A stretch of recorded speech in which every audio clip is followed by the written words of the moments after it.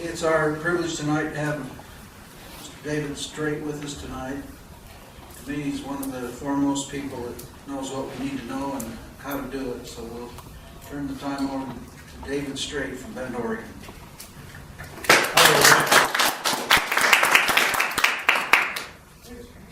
So can everybody hear? Oh, he's good. I heard it go up as I was talking. The biggest thing is we've got a lot of different people in the room at a lot of different levels in this process. And the most important thing is, like any school, we've got to have the basics. We've got to have the basics of what we're talking about, or we can't move forward. So I'm going to try and cover a heck of a lot in 3 hours. I don't know if I can do it. Usually I talk a lot longer than that. I'm going to be tripping over that, I'm sure. Excuse me, David, just a second. We'll take a break at 7:30 for those that are worried about that, like me. Okay. You just tell me when. Okay. So one of the biggest problems I've seen with people across the United States is when they start getting into some of the groups, the Patriot groups, the 3%er groups, all kinds of different groups all over the country, constitutional groups, is they tend to abandon one jurisdiction and jump into the other.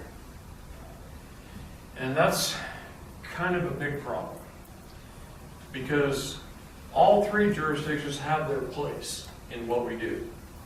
Okay?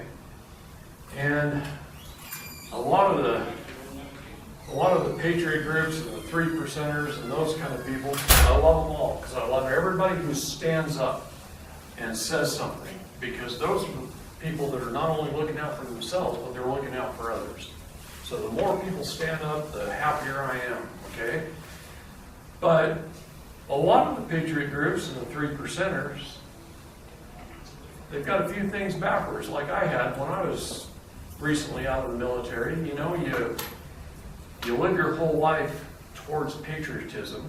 You go to the baseball games, you sing the song, you pledge your allegiance. But until you start learning and you have a real deeper knowledge and understanding about it, you begin to realize that you're pledging your allegiance to the very organization that is terrorizing you, the tyranny that's terrorizing you. Now, is it bad? Was it created improperly? No. I believe our founding fathers were some of the most intelligent people in the world, and they taught us a lot. But I've asked hundreds of attorneys over the years and judges, what does the law mean? Where did its origins of the law come from? How did we arrive at this thing called law that holds its thumb down over us, makes us obey? Aren't we free in this country? How did we get to this point where everybody that I talk to is having a problem somewhere in their life? And I get some pretty crappy answers from attorneys and judges who you'd think would know what they're talking about, but they don't. One of the things, if you ever want to have some fun, go to some of the law schools, sit down with the administration, tell them you'd like to change careers and get your law degree, and ask them for a list of classes it takes to get a law degree, and then start analyzing those classes. 30% of them are electives. The rest is policy and procedures of the court, federal rules of civil procedure, federal rules of criminal procedure, how to pass the bar exam, and everything else is pretty much language classes. They call it legalese. They even have a word for it. And what you learn is it doesn't matter if you're in Japan speaking Japanese, or in Germany speaking German, or anywhere else in the world. It doesn't matter what the language is in each one of those countries. Different words in the same language, like in English, determine which jurisdiction you're in. So the words we use get us in trouble because they don't teach us the differences in those words, in that language. So it gets us in trouble with the law. So to answer the question, I started researching.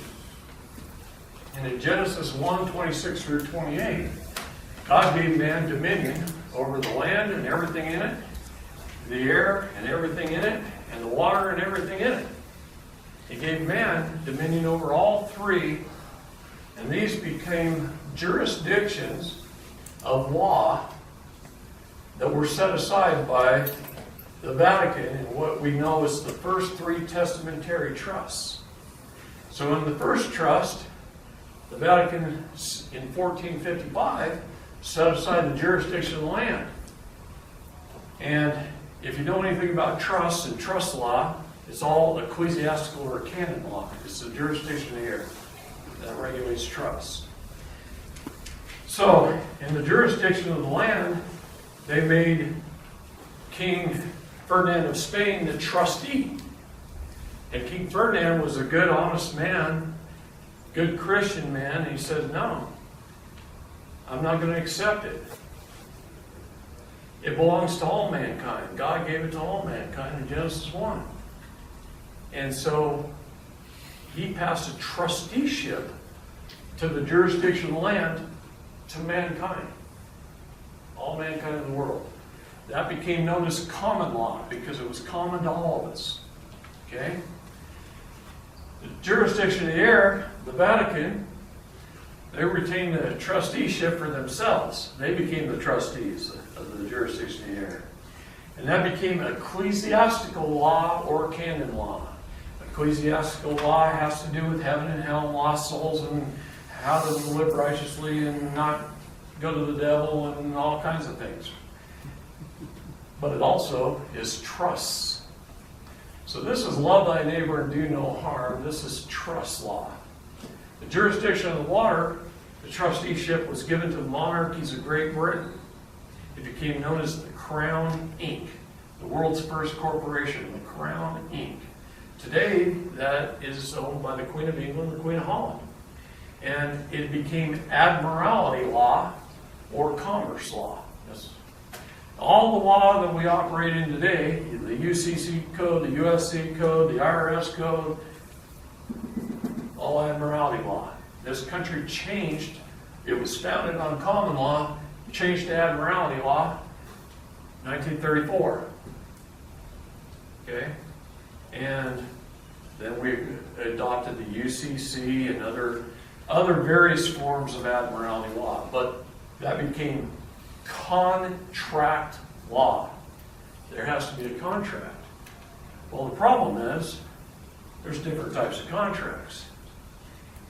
And a true contract has to have 8 elements to the contract. Okay? But these attorneys, they'll do a contract that's really just a tacit agreement. And we'll talk about tacit agreement in a second. So, contract law, 3 testamentary trusts, set aside the first 3 jurisdictions. There's only 3 jurisdictions. The Bar Association uses the word jurisdiction to confuse the general public so you don't learn this. They'll say it's in the city's jurisdiction or the state's jurisdiction or the federal government's jurisdiction or some agency's jurisdiction. All they're really doing is replacing the word venue for the word jurisdiction. It's in the city's venue or it's in the county's venue. And I call them on it in court and they go, oh yeah, you're right. Why don't you just say it right the first time, right? So, juris means law. That's what that word means, law. Diction, what do you do with a diction? You look words up in the dictionary. Diction means words. The words you use determines the jurisdiction you're in. Okay? So, you can travel freely upon the roadways in your automobile or carriage with nothing more than your passport, and you have all the protection in the world. Your passport, if you pull your passport out, would be in the same pocket that this was in.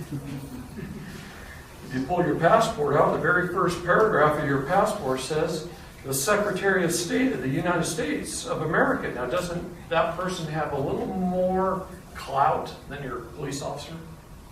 Okay? A little higher authority.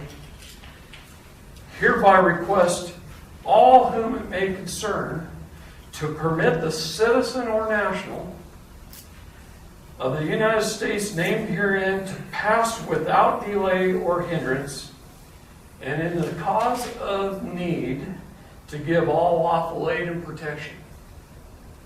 What does that say? When a police officer walks up, well, first of all, he puts his red lights on behind you, right? You're going down the highway a little fast, he puts his red lights on behind you. He actually is committing a felony the minute he flips his lights on. He is creating an emergency where none existed, and that is a felony. It's against the law.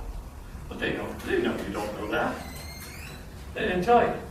But he created a felony where none existed. Hi, guys.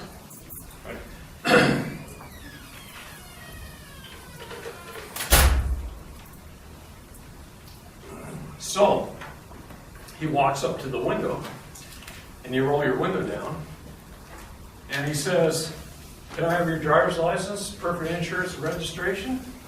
And if you just gather them all up and hand them to him, he's got tacit agreement of you being a citizen. Just from the mere fact that you handed it to him when he asked. Why? They're taught how to get tacit agreement of these three things within 60 seconds. And so is a judge when you go to court. And I'll do the court version here in a minute. The word citizen means employee. You're offered a benefits package. See, after the Revolutionary War, the king said, those British soldiers who would like to stay will leave here on these shores to provide the free men of America with essential governmental services. They will be citizens of America. Citizens. Employees left to provide the free men with essential governmental services. Okay?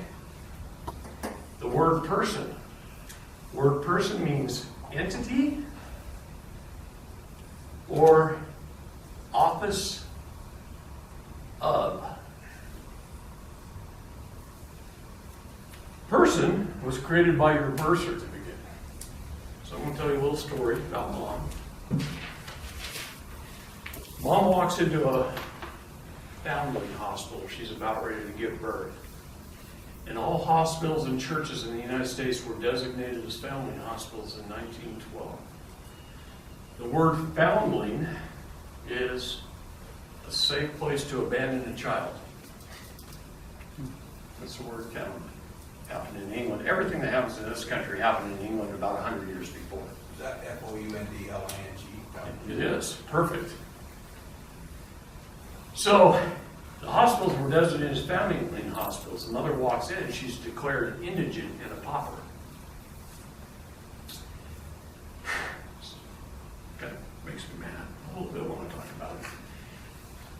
She goes through childbirth. All she wants to do is get home to her bed with her brand new baby, right? That's all she wants. Well, she's just gone through a period of duress, a major medical procedure called childbirth, probably under the influence of painkillers, and they handed her some papers to fill out and tell her, this is just to give your baby a name and get her registered. See? Well, Mom, under duress, signs it as an informant. An informant. The legal definition of the word informant is someone who gives up someone else to another. She just signed away title to her child, to the state. Does it have informant under the name when you sign it? It's on every birth certificate. Says you're signing as an informant? Sure. So it's the way disclosed? Yep, that part of it. It's not all of it. Wait till I'm done. See how mad you get. Okay? So, it's sent to the Department of Human Resources,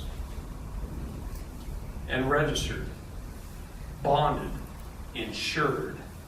A CUSIP number is created. A CUSIP number is an investment control number regulated by the Securities and Exchange Commission. It is on bond paper. They bonded it through a bank. So your birth certificate's a bond paper, and on the bottom of it somewhere there's usually a bank name, and the letters so small you can barely read them. And if you were born between 1933 and 1975, you were bonded for $630,000 and insured for $1 million the day you were registered at birth. Okay? If you were born after 1975, in 1975 they raised the amounts, you were bonded for $1 million and insured for $2 million. It doesn't end there. So maybe around age 5 you get a Social Security number. About the time you have to go to school, you need your Social Security number. Social Security number is also a CUSIP number, an investment control number regulated by the SEC. Okay?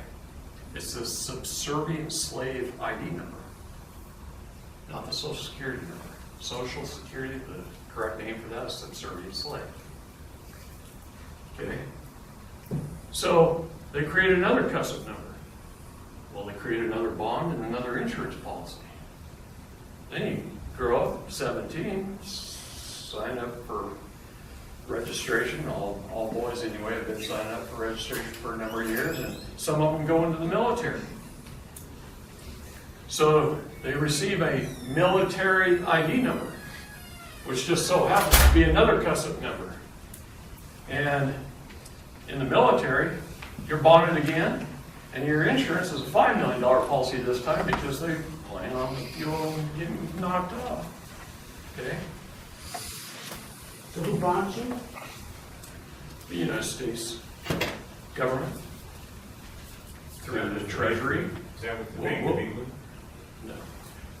We'll talk about that. On my birth certificate, it's American State Bank. Some people, it's the Great Northern Bank, on and on, various banks. They just go to the bank for a bond.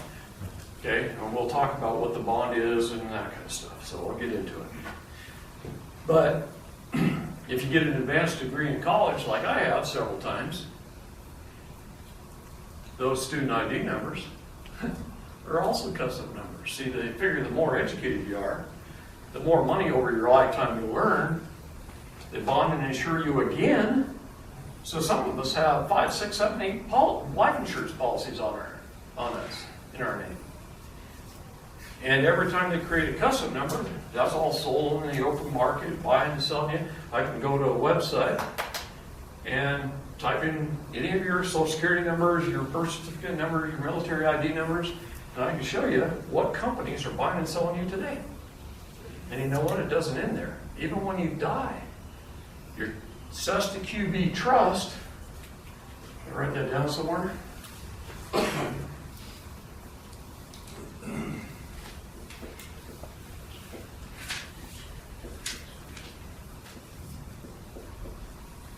They call it, for short, they call it the PCT, the Public Charitable Trust, because we give it to the government in charity, I think.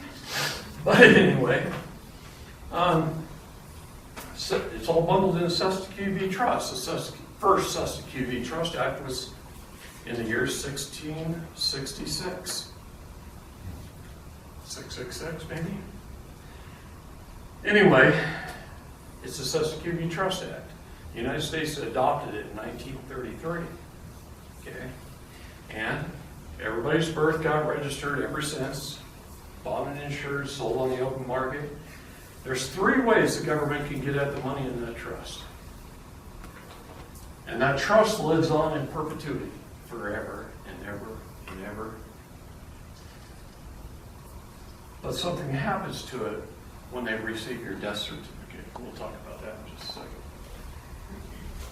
But it lives on in perpetuity. Now, I kind of lost my train of thought there for a second. So, anyway, with the Cesta QB Trust, we literally, every single person in this room is worth millions and millions of dollars. Now, up until a few years ago, I knew it existed because I read canon law. It talks all about it throughout canon law, all about Cesta QB Trust. I read the Cesta QB Trust Acts of 1666 and 1707, and you know, we've had all these acts over the years, and I've read them all. And so I knew about them. I knew they existed, but it was very difficult to prove. How does immigration, there's more people that bring in here to raise up their numbers? Well, I'm just curious. it does, but that's just a transfer of assets.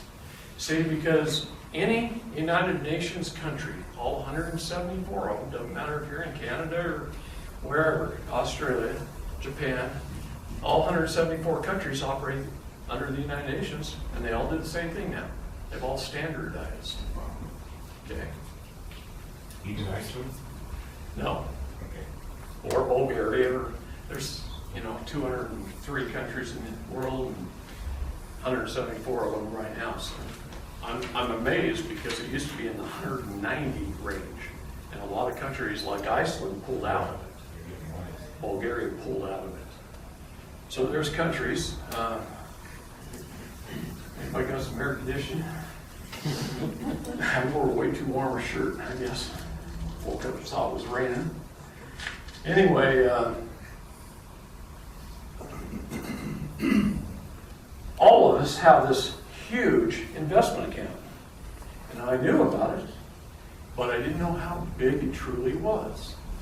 And my very first federal case was a young lady named Jamie Faye Cobat. And she's a grandmother and had an autistic son and went through a divorce, and her ex-husband happened to work for a police department as a mechanic and knew everybody in town, and later married the district attorney and was pretty connected, but he's kind of narcissistic, and he beat her up a few times and stuff, and she moved 3 hours away over the mountains, and she had an autistic son with him, and they had visitation rights back and forth and all that stuff. But over a period of about 10 or 12 years, she had 4 police reports against him for coming over her house, taking her son, beating her up, all kinds of stuff. One time, he kicked the door in at 2 o'clock in the morning, went right in the kid's bedroom, took the kid, put him in the car, started backing up. She runs out in her pajamas, she puts her hands on the trunk to stop the car. The table's not very good. Well, I didn't push any harder. Anyway, and he ran over with the car. Right over the top of her. She fell down and he just went right over the top of her. And because she was a single mom raising an autistic son, she was eligible for her Social Security, and she got Social Security benefits on him, and it was pre-SSI, they call it. And then she had gotten some TANF benefits, which are state food stamp benefits, and medical, because her son was going to the doctor all the time, Anyway, after her ex-husband married the DA, they did something a little crooked. When the kid went to visit, they registered him for school. Not that he ever attended there. He went home. But they used the school registration as proof that the kid was living with him, and then found her for fraud for receiving those benefits when he was not in her house. Now, there's nothing illegal about what she did at all. I mean, I've checked all the laws on it. I've checked with the agencies on it. Nothing illegal. But her evidence, their attorneys, when they filed a motion to put her evidence in, the judge suppressed it. When her attorney asked for witnesses to testify, they suppressed all of her witnesses. This is known as railroading, to lead somebody down a narrow path or rail to a predetermined outcome or conclusion. And then when she finally went to trial, the prosecutor spent 3.5 days prosecuting her, making her look like the worst person on earth. Not one single first-hand witness, just a letter from her ex-husband. He didn't even show up in court. One letter. No real proof, no nothing. Denied all her evidence, denied all her witnesses. She got, her trial was 4 days, 3.5 days of prosecution presented their case. She got 2 hours, jury deliberated, came back in about an hour, got her guilty on all 4 counts. I met her about 30 days later, after the trial, after she had been found guilty, but before her sentencing. Okay? And we went to work. Her and her husband came up in a motorhome, parked in the Walmart parking lot, and every day I drove over there and I taught her, started teaching her, started going through her evidence. I got 300 pieces of evidence on her behalf, including affidavits of witness testimonies that the court during her trial denied, but I got put onto the record. See?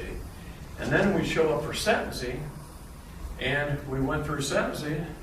In the very first sentencing, we got 2 of her charges dropped immediately because we kind of paid him in advance. All right? He knows this story because I spent time telling him, but Very good. paid him in advance. So we get into the sentencing here, and I said, wait a minute, you know, these are paid in full. You can't charge somebody for something that's already paid. So he dropped 2 counts right away. And then he suspended sentencing for a month. And we went after him some more, and so on and so forth. Now I do it kind of all in one shot, what I used to do in little pieces, okay? But, make a long story short, all 4 of her felonies went away, and she's home today, and she calls me every day and tells me thank you because she was going to get 20 years. So, can it work? Yeah. What did we do? First thing we did is file an affidavit of repudiation of citizenship with the State Department. That's what the United States Code says you have to do. Most of these people that are trying to say they're American state nationals have never done that, therefore they are not American state nationals. Now I'm going to qualify that. They really are. They never were citizens in the first place. See? But the government holds us to a tacit agreement of this. So I told you how a police officer gets your tacit agreement of these 3 things in the first 60 seconds. He says, give me your driver's license, proof of registration, and insurance. You hand them to him. You got a tacit agreement that you're a citizen. All he's got to do is look at your driver's license and your name spelled in all caps. It's got your address on there with your zip code. Now he has a tacit agreement that you're a person or resident. The legal definition of the word resident is someone there temporarily to do business. Stupid. Someone there temporarily to do business. By the very use of your zip code, the federal government put you in Washington, D.C. There's 325 million of us that all live in Washington, D.C. Every time we use a zip code, put it on the letter. We just reside, as you guys are, in Utah, temporarily to do business. So now they have full jurisdiction over you. There's nothing you can do about it. You were about to say the 3 ways that they can take the money. I know. Okay. Thank you for reminding me. The 3 ways they take the money: they find you guilty of a misdemeanor or felony. They can get at your money. They take your kid because they own it. They have title. Do you understand what happens when CPS knocks on the door? They got a couple of police officers, sometimes in California, a SWAT team. And they kick your door in, and they walk in and they steal your child. 99 times out of 100, they don't even have a warrant. And even if they did have a warrant, it's an invalid warrant. Why? Because our Constitution says it must be from an Article 1 or an Article 3 court. The warrant must state the address to be searched, the specific location to be searched, like I'm going to search her bedroom or his bedroom, and it's supposed to say what they're searching for. Drugs, things like that, okay? Whatever. And that ain't even good enough. It's supposed to be backed up by a sworn affidavit or claim sworn under the penalty of perjury or a sworn testimony in a court of law under the penalty of perjury, and then it's a valid warrant. They show up with something that's about as good as a blank piece of paper, doesn't mean diddly squat in the law, and they hand it to you and they just walk in the door. You don't even get a chance to read it, right? No, you're supposed to have time to read it too, in full. They're supposed to wait for you, but do they? No. And I guarantee it's not even from a de jure court. There's only two de jure courts. State Supreme Court, Federal Supreme Court, Article I Court, and Article III Court. That's it. All these other courthouses are all privately owned corporations. In fact, the one here in Cache County, there's 7 counties, all owned by the same guy. The headquarters of the corporation is in Ogden, Utah. You call it government? Really? Okay. What is the police force? I hope somebody in here is an attorney or a prosecutor or a judge or a state legislature, because I love standing in front of state legislatures. I've spoken at the state capitol, several of them, and letting them know the bullshit that we're under. And I don't mean to cuss, but I get kind of mad once you study it as much as I do and you really learn the true amount of the fraud. We haven't had a de jure government in this country since March 22nd of 1861. In fact, really just a little bit before that, when a gentleman named Abe Lincoln took office. See, Abe Lincoln is not the wonderful president that tells no lies and chop down a cherry tree that we're all led to believe, right? Well, honest Abe. Little children are taught to put on a play 407 years ago, right? You know the Gettysburg Address was a trust. If you know what trusts are, what the elements of a trust are, you can read the Gettysburg Address, and it was all laid out as a public trust. Okay, Lincoln was a pretty good attorney, but you know he was the governor of Illinois before he ran for president. And he was a follower of Karl Marx in 1848, and he ran for president several times and lost. Why? Because the people didn't want him to be a president, because he was a communist. If you read letters and journals of people who lived during the time, that's what they said about it. And he passed several communistic laws. Lips are sticking together. And when he was governor of Illinois. That's why Illinois is still screwed up today. Okay? And that's why the United States is still screwed up today. You know, I grew up to worship Abe Lincoln. I thought he was awesome. And little kids are taught persistence. You know, he ran for president 6 times, but he finally made it. So you guys just hang in there. So they're taught persistence by Abe Lincoln, by our school system. Everything is taught in school is a lie. I could go through their historical textbooks and show you that it's all lies. Why?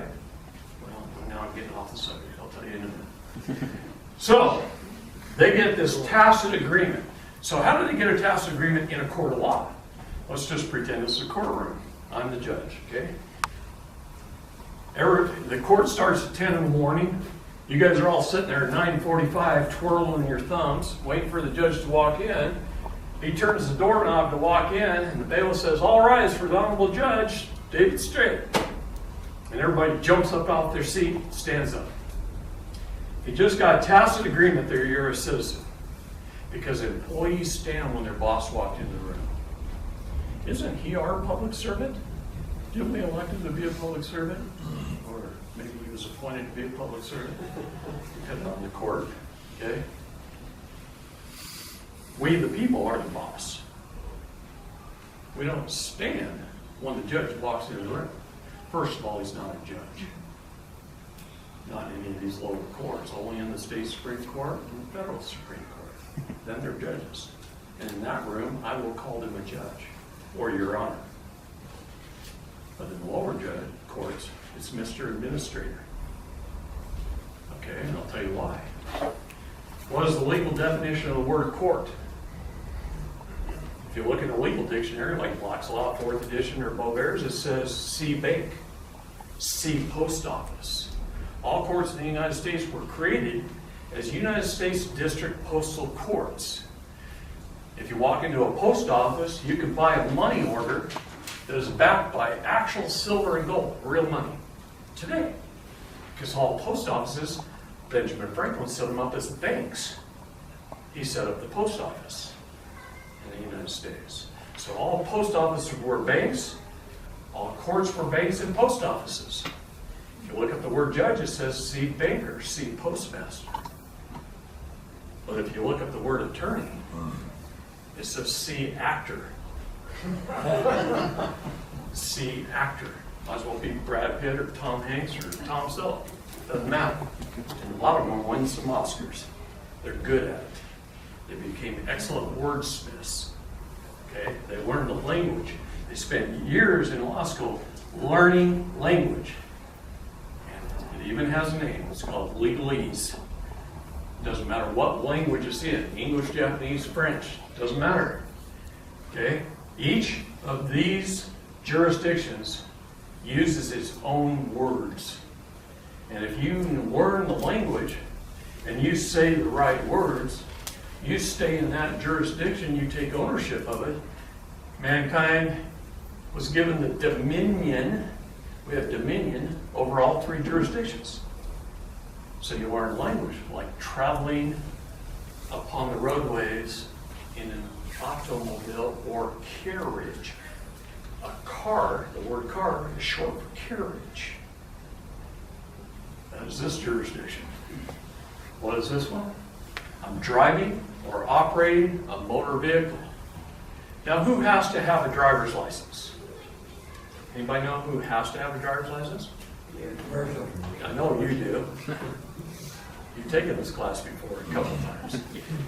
Okay, it is somebody driving an Uber, a taxi, a bus driver, school bus driver, somebody employed to do it or charging a fee for their service.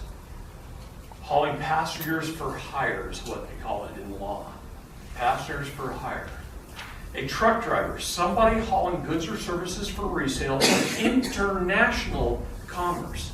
Not the ones that go from Salt Lake to Logan and back to Salt Lake to Logan again and back to Salt Lake. You know, it's ones going to Idaho or to California. Interstate commerce. Each state is an independent nation state, united for a cause, so that our federal government can provide the states, the people thereof, we the people, with 19 essential governmental services. 18 of them are clearly listed in the Constitution, and 1 is in the preamble. But there's 19 essential governmental services that we agreed to pay for, and they agreed to provide. How many do they provide us with? Thousands. And they force us at gunpoint to pay for it. Right? So how do they get at the trust money? Misdemeanor or felony? If they take your kid, they can have both the husband and the wife's trust money. And if you die, when you die and they receive a death certificate, your estate is balanced. Let's talk for a second about Federal Reserve notes, okay? They're called legal tender. If you read books like Modern Money Mechanics, put out by the Federal Reserve of Chicago, wrote that book. But each reserve writes their own book. They all say the same stuff, so read one, read them all. Okay? Legal tender. Tender does not pay a debt. It tenders it to a later date. All debts are kept track of. The banks keep track. The Federal Reserve gets a statement. It gets attached to your custom numbers. When you die and they receive a death certificate, the estate is settled. All your debts are finally paid. Do the companies you have the debts with get paid along the way? Yeah, because they just go use this with somebody else that they're doing business with. So they're not injured. With the IMF, they just print up the money for about 3 cents. And it goes on their books, and your estate gets settled. So the millions of dollars that you have in the SESQV trust by the time you die, that gets balanced out. balance sheet. The debits and credit gets balanced out, the state probate settled, the state settled, and a sweep account is created. Trust lives on in perpetuity, it lives on forever. They just create a sweep account. What is a sweep account? Anybody know? You go to your bank, you open a checking account, a savings account, you say, I'd like my savings account to be listed as a sweep account. You write a check or something, asks for a payment of, say, $97. They take $100 out of your checking account, they move $3 of it into savings, and people use it as a forced savings plan. So this remains, the balance remains the same, but it's still invested out there on the American economy, and by the time you die, it's worth hundreds of millions of dollars. And the sweep account is taken and it goes right in the treasury. They call that off-book funds. And if you look at the GAC reports and others, you'll start to see where the money is. See, our federal budget's about $4 trillion. And out of income taxes, they collect, corporate and business, personal, they collect about $900 billion. Where'd they get the rest? Well, there's almost $3 trillion left. Where'd they get it? Okay. The Chinese. No, they don't. Chinese have the same problem we are. Did you print it? No. They take it out of our SSQB trust. In fact, the Department of Fiscal Services says the Department of Justice is the biggest contributor to the federal budget by far. By far. In fact, the $990 billion isn't even there. All that went directly to the IMF to pay for interest on our bankruptcy. So no taxes go to our federal budget. That just goes to IMF for interest on our bankruptcy. Everything of the federal budget comes out of SSQB Trust. Now, the Department of Fiscal Services says the Department of Justice is the biggest contributor by far.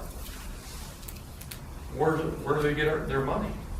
Our court system throughout the United States. See, when I was doing Jamie Faye Kogat's case, we started researching fidelity, and I showed him all the documentation this morning. And we went through all the paperwork, and I showed him all the treasury bills that had been cashed in, and it was 300 here at 25,000 a piece, and 100 here at 10,000 a piece, and pages after pages after pages of them as they were liquidating her trust, so that they could take money out of her account, and it was liquid capital when the court found her guilty and sentenced her. And we saw exactly how much her account was worth. You remember? It was, 28 billion. yeah, something like that, And yeah. then it went up to 35 billion because we extended the sentencing date. Just one little grandma. That's how much was in her account. But see, that $630,000 note, and then the $1 million note on the Social Security, and then she got a degree, another $1 million. Those bonds, at overall a long period of time of 50 plus years, kept growing and growing and growing and growing and growing and growing and growing. United States Treasury bonds is the full faith and credit of the United States government based upon each one of our labor. We're the subservient slaves. If that doesn't make you bad, I don't know what else will. It sounds like a pipe dream, but when you see the real figures, I mean, we never hear anything about any of this. No. But see, I can show you all the documentation and all the, I went through pages and pages of documentation with him It's and pretty Jim this morning. mind-boggling. So, We need to confront some of our leaders about some of this stuff and show them we know what the hell's going on, because, what does it say, the suck's got the true sense. Why, you don't think they don't know? A lot of them don't know. no, here's the thing. If you're going to pull off a con on somebody, let's say you're one of the council of 13, and you're going to pull off a con on somebody, or a large group of people, let's just say it takes 50 people that you've got to hire to pull off that con. If you told them what the entire con is, they're not going to do it. Why? Because people are basically good, honest, moral people. That's been my experience throughout my lifetime. Most of you guys are good, honest, moral people. There's a few of them you I question, but I'm kidding. But anyway, they are. So if you told them what the con was and that you're going to be ripping off a whole bunch of people, they'd all quit and go home and nobody would do it.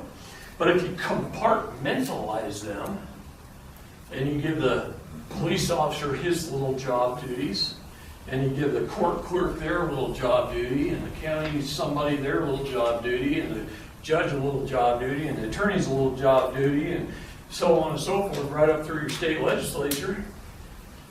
Now all of a sudden you have all of them who can go to work every day, get their paycheck, go home at night, smile with their kids, and sleep well, and go back to work the next day because they don't know the big picture of the con.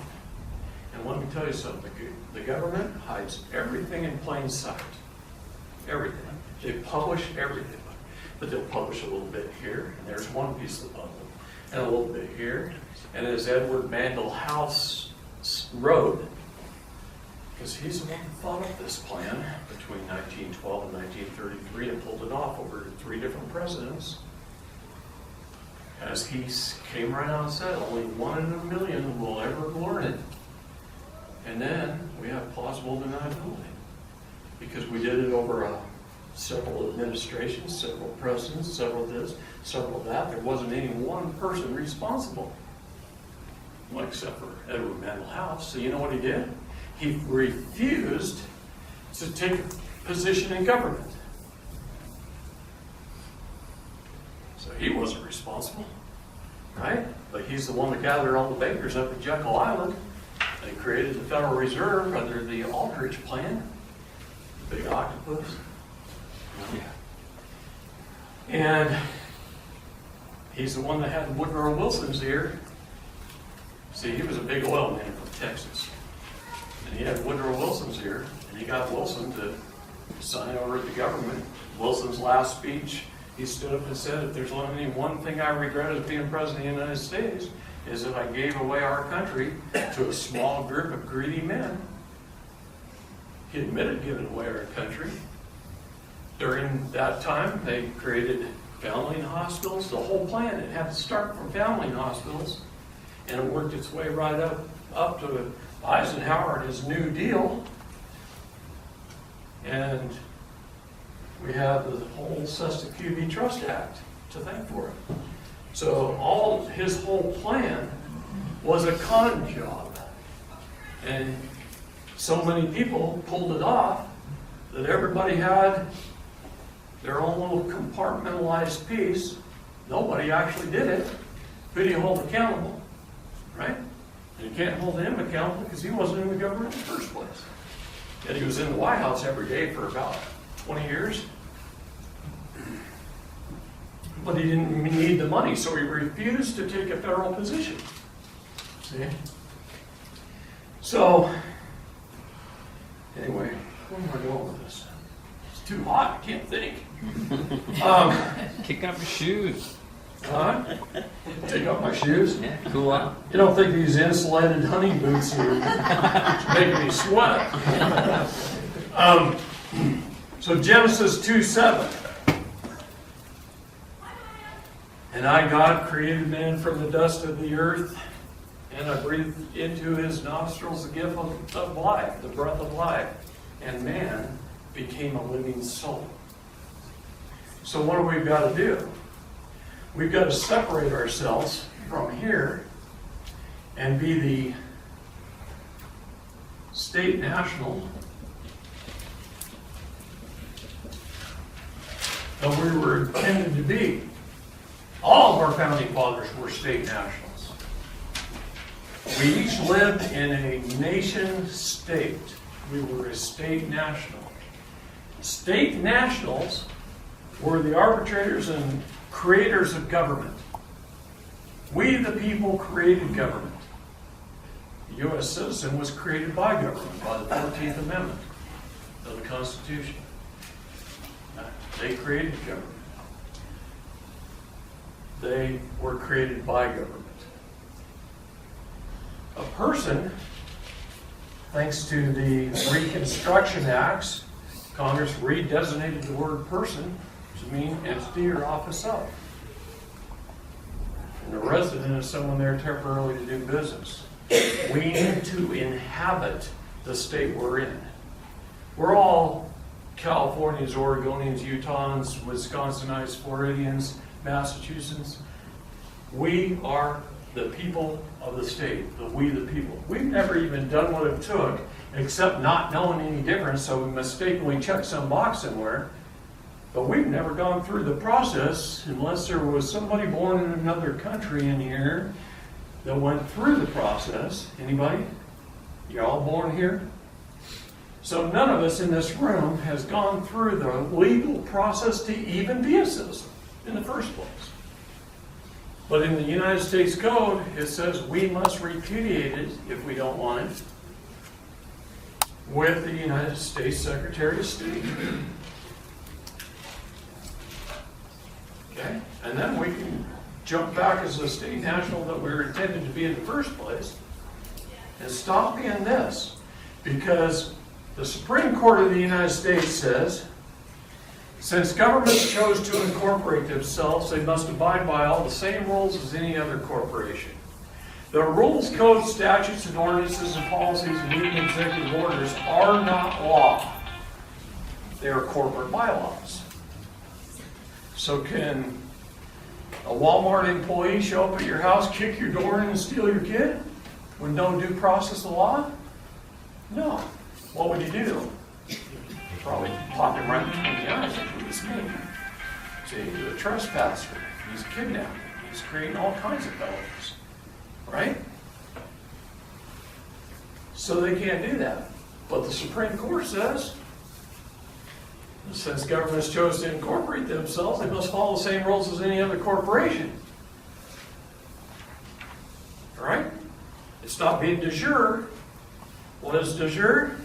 Of we the people, and became de facto. De facto is without fact. That's when they started coming up with the term. Government operates through the consent of the governed. If we are in jail, we consented to be there. If they took our kids, we consented for them to take them. If we have to pay a ticket, we consented to pay the ticket. Isn't it contract law? We are supposed to have a viable contract. So what do they make you do? Maybe sign the ticket. Nowadays, they don't even have to do that. The attorneys have figured out that all they need is your tacit agreement to be in these three things and do whatever they want to you with no due process. Doesn't contract law say contracts need to be fully disclosed before you sign it? Absolutely. And or you can make an addendum to the contract? That's before you right. sign it? Absolutely. But here's the problem. Ever since April 11th, 1953, the federal government took over our educational systems under the auspices of standardized testing and standardized students. And so a student in California is equal to a student in New York or a student in Florida. They all get the same textbooks. And they paraded a little lady named Jane Spalding around for 2 years to all the states. And Jane Spalding is the sweetest little old, if you can picture the perfect teacher lady in your mind, close your eyes, picture her. That was Jane Spalding. Sweet little innocent lady. And they paraded her around the states under the auspices of standardization and that the states would receive federal money. So the states signed on to it. And she became the Secretary of the Department of Education on April 11, 1953. Well, 49 days later, they fired her and they put in Nelson Aldrich Rockefeller, a son of one of the most prominent banking families in the United States, a member of the Federal Reserve banking family. And his first speech, his acceptance speech, he said, "I consider this the greatest position in our government by far." And the camera flashes started going on. And they said, the reporter said, "You mean even more important than the President of the United States?" And he said, "Absolutely." He said, "You give me one generation, and I'll change the minds, and therefore the direction of the world." And he did. Back by 1961, it was already changed and done. It only took him 8 years. She lasted 49 days. They paraded her around for 2 years. Okay? What year was that? 1953. I Okay? didn't think the Department of Education was created until Jimmy Carter in the 1970s. Nope. April 11, 1953. Look it up. James Spalding. Nelson Aldrich Rock. Look it up. Okay. What are some other things that happened between 33 and 53? How many people think we won World War II? Just dropped a bomb on Hiroshima, right? We didn't win World War II. We signed the United Nations Treaty. Every country we were at war with was a member of the United Nations. Even us. We were members. Germany was members. Japan was members. We signed the United Nations Treaty. Ended World War II. Well, what happened then? We gave them Manhattan Island, or you can say his last name, Giuliani, stands up on camera and he says, I don't have any control over Manhattan Island, just the rest of New York City. Manhattan Island is owned by the United Nations. So it's 50 miles on each side of the Mexican border. 50 miles on each side. How did we give away 50 miles of Mexican land? Can you build all those? That didn't cover that side of the border. That's true. Okay? How did we give it away? Because they were a United Nations country too and they signed on to it. Now, do we know about it? No.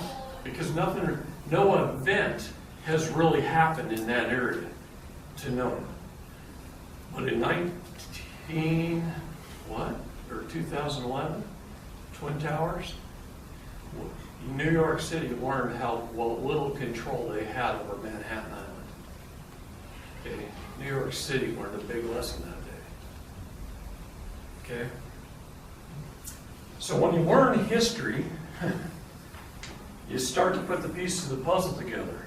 And when you learn history and fight the law and the courts.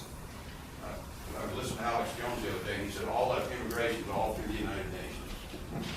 They want to bring 600 million refugees to the U.S. by the year 2050. The Secretary of the Treasury is not paid by the United States government. They're paid by the IMF.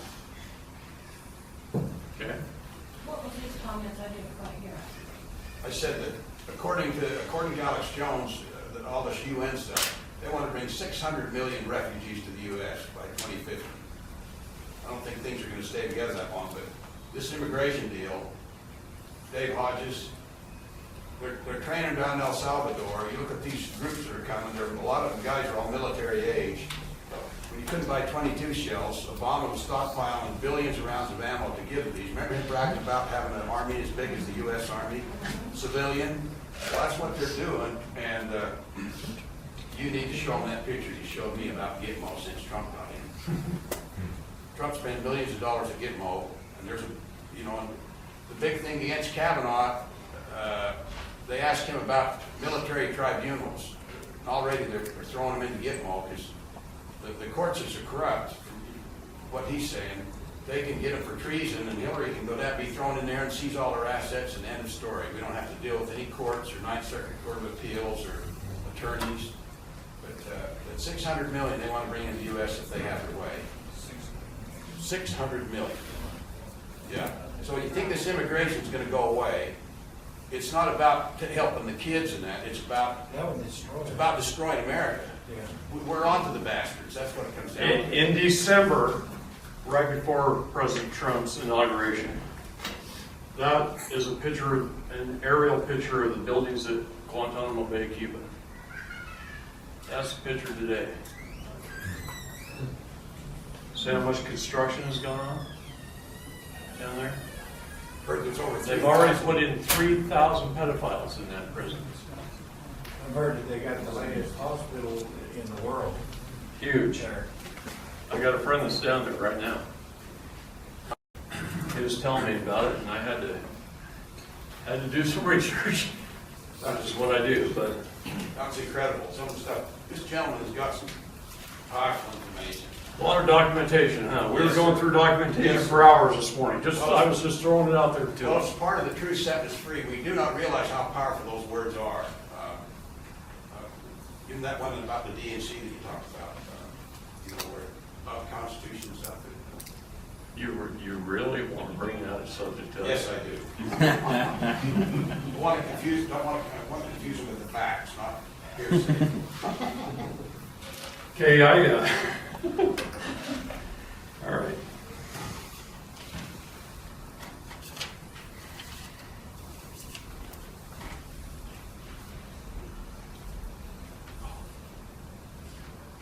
I'd like you to tell us what goes on at your death with this trust account. At your death, Yeah, did I not cover that? you did, but The sweep account and so created so that just funds government. it all goes to the IMF, or who's it go to? Goes into the United States Treasury's General Fund. And the books are kept on the GAC, which is an off-book registry. So it's not traded with stocks, stock market? Prior, when it's in the Sesta QV Trust, it's traded. So But now the anybody money can own pulled. that paper? Huh? Anybody can own that paper if they buy it? Sure. What about yourself? Buy an internet connection on this, I'd show it to you right now, but I don't. I'd have to do it on my phone. Nobody can see it anyway. But you can pull up fidelity.com and work your way through their website system and find it eventually. But you can go on gmeiutility.org, and it's pretty easy to find. All you do is hit the little magnifying glass in the upper right-hand corner, and it pulls up a little search box, and it says search for an LEI, and you type in your social security number, or your birth certificate number, or your military ID number, and it'll pull up a whole list of companies. I pulled it up for him. He can verify what I'm Blows saying. you away. You think this is all hearsay, and then he shows you the whole hard fact. You think we've been had like nothing we've ever could imagine. I mean, Okay? And you can pull up a whole list of companies that are buying and selling you today. Ever since your birth certificate was created, you've been sold through United States Treasury bonds. See, the minute they bond you with that bank, all that means is they're creating, your board says 75, they're creating $1 million of United States Treasury bonds. And those are available now for sale. Every child that's born. Another million is available for sale. They just create treasury bonds. And any grandmother or company, usually it's companies. Go ahead. Where does the bonds and trusts go when you become state national? They still exist. Do they still trade them, even though you are state national? Lives on in perpetuity. I can pull up my dead father and my dead wife's father, and I can show you how that they are being traded today. I can put their social security numbers in. It lives on in perpetuity. My dad's been dead since 1989.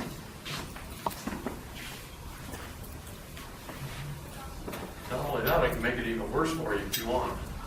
We're getting, okay, we're getting, going from one thing to the Yes, we are, a little bit. Yeah. I don't know. So what was it? You were searching. Well, I would search for Guantanamo Yeah. pictures. I thought I ended that. So, I get all this. We've been had. How do we become a state national? Affidavit of, hi, Oh, okay. two old friends, is that mine? That one's for you. All right. So, yeah, we've been had big time. Where do we go from here? What do we do? To become a state national, I believe there's 3 documentations you should do. Why do I believe in 3? 3 is everything in the law. The rule of 3 matters in everything you do in the law. A judge can ask you something 3 times. You've got to tell a judge something 3 times. 3 pieces of documentation previously done in the law. Let's talk about that. Let's get rid of this stuff.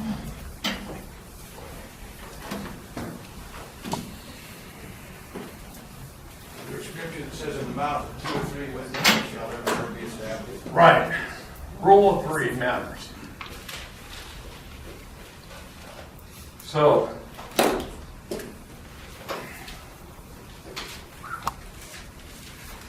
I'm getting off track pretty easy.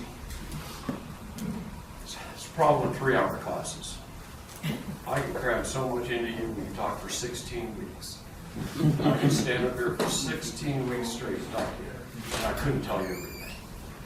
I've got 300,000 pieces of documentation on this computer on the iCloud. 300,000 plus pieces, more than that now. So, rule of 3. What was I getting at?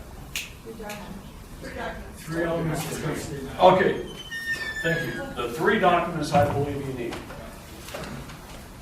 United States Code says you must do an affidavit, I'm going to shorten this, of repudiation to the State Department, Secretary of State. Secretary of State. Man, I came up with it. All right. Been talking for 10 days straight. We don't have a Secretary of State, so who do we go to?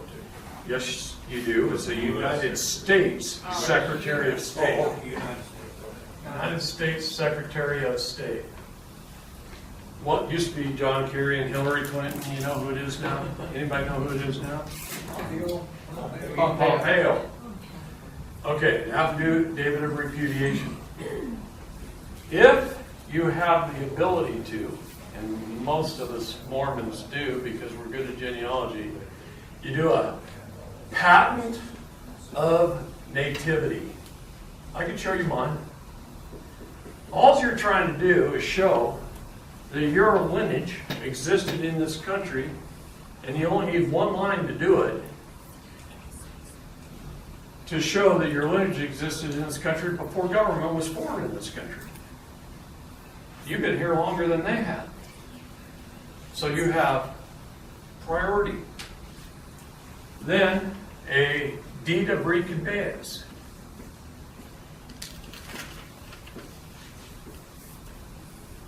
A deed of reconveyance.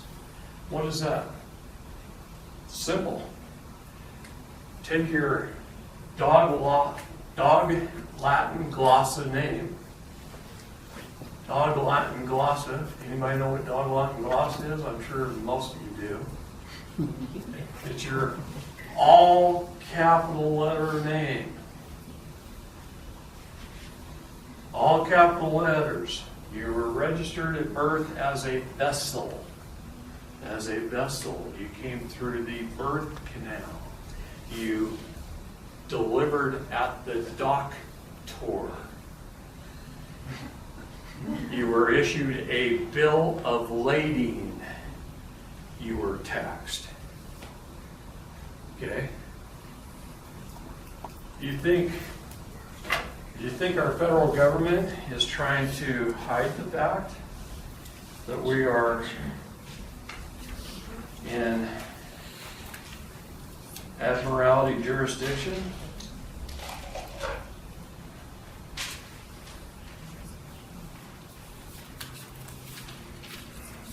Can't be that far back, come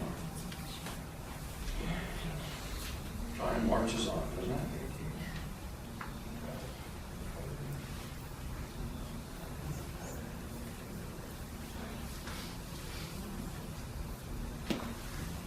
Deed of reconveyance, are you conveying yourself back to the land? You are. You're taking all your all caps name. Do you think the federal government is hiding the fact that we're in admiralty law? That's a brand new federal courthouse in Miami, Florida under construction. Where's that? Miami. It's a ship at 4 docks. Okay? That ain't the only one. Start looking at it. Get on Google. Start looking at some of the pictures of the federal courthouses. Even the Portland one, Portland, Oregon one, which has been there forever, it's just a square building on the outside. But when you walk in the lobby, you walk through the front doors of the building, it's 6 stories tall of glass open atrium in the inside, but the wall of all the courthouses is curved like a shit.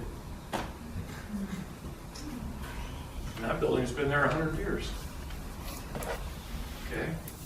Take your own camp's name and what? So your all caps name is you take your all caps name and spell it every which way you think you can. See, in the military, they put your last name first, middle, first name, middle.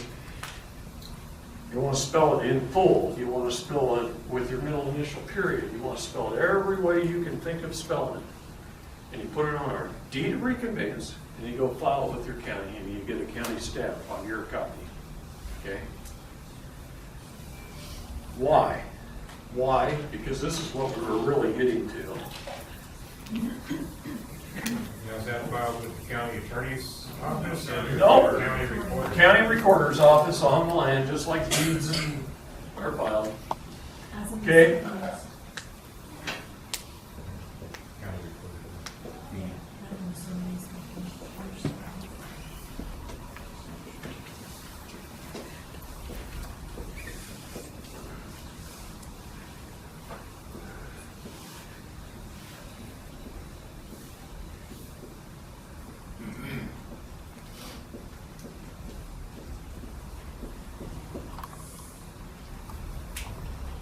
You might laugh when I tell you that that's the four most important words in the law.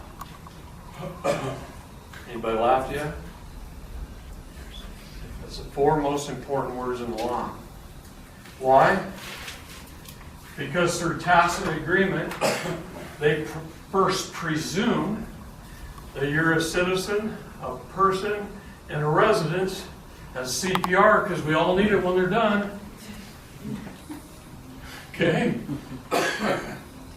Then they assume you were a drug dealer when you were not, or you were speeding when you were not, or you beat your kid when you didn't, or whatever the case may be. They're making an assumption of guilt. Then they base it all on hearsay. And the American Bar Association has a nice little motto. If you read their journal, every once in a while they just throw it down in the little lower left-hand corner. And it says, no fact or truth shall be tried in court.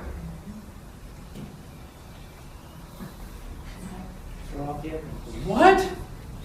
Not any reaction on you guys? Y'all dead? No fact or truth shall be tried in court. See, you hire an attorney, like them or not, they might be your next door neighbor and your best friend, okay? But the minute you hire an attorney, you're declared incompetent, a ward of the state, unable to speak for yourself. You automatically are a citizen, person, and a resident. See, in the law it says, under attorney, who can an attorney represent? You look that up in the law. It says an attorney can represent a corporation, an entity, a minor, somebody infirmed, or somebody incompetent. Anything excluded from the law, it does not belong there. That's a rule. Anything excluded doesn't belong there. So it only says what? A corporation, an entity, a minor, somebody infirmed, or somebody incompetent. Does it say a man or a woman anywhere? An attorney cannot represent a man or a woman. They cannot represent a man or a woman. That's why they represent you under your person, your persona. Anybody starting to get pissed a little bit? Been for a long time.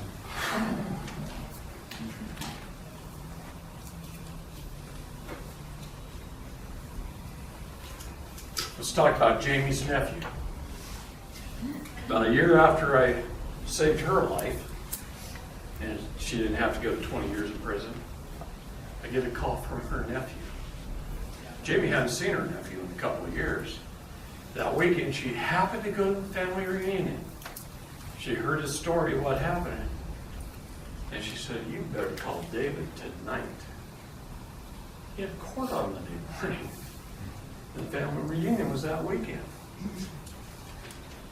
Nathan was a young man, fairly recently married, had 2 young babies, about 10 years out of high school. He had a good job, rented a nice little house in town, nice car, and he went to Safeway. And while he was in Safeway, he ran into 2 old friends from high school he hadn't seen in 10 years. And he said, "Hey, why don't you come over to our house tonight? We'll have a beer." They were beer drinkers. "We'll have a beer and catch up." And these 2 friends showed up pretty well toasted. And then when they walked through the door, the good host Nathan hands them another one. And one of them was about this tall, and the other one was bigger than him. And he's a pretty big guy. And they kind of got a little belligerent with each other, and Nathan said, "You know, I haven't seen you guys in 10 years. You're going to act like that around my wife, and my kids are sleeping in the back. I suggest you just leave." And they walked out the door. They went to their car. The little one got in the passenger's side. The big one, now he goes back in Nathan's house, and he walks up to Nathan, and he grabs him by the throat, and he holds him up against the wall. Nathan's a concealed weapons permit holder. He reaches back behind, and he goes like that, and the big guy saw it, grabbed his wrist, and just held it up in the air. Right? Well, he choked Nathan out. So he choked Nathan. Nathan passed out. Nathan falls on the floor. His wife's screaming. He runs out the door, and they leave, and they go home. Nathan wakes up. Takes about 12 minutes. Nathan wakes up, and they call the police. His wife makes a big mistake. Not Nathan. His wife did. She took his holster off, took his gun, puts it in the bedroom. I think it's better if she didn't tell the police that. So when the police come over to their house, take their statements, go to arrest the other 2 kids, which aren't kids, in their mid-20s, and the subject of the gun came up. So now they go back to his house and they arrest him. We have this governor in Oregon, Brown, flush Brown down. That's the motto in Oregon.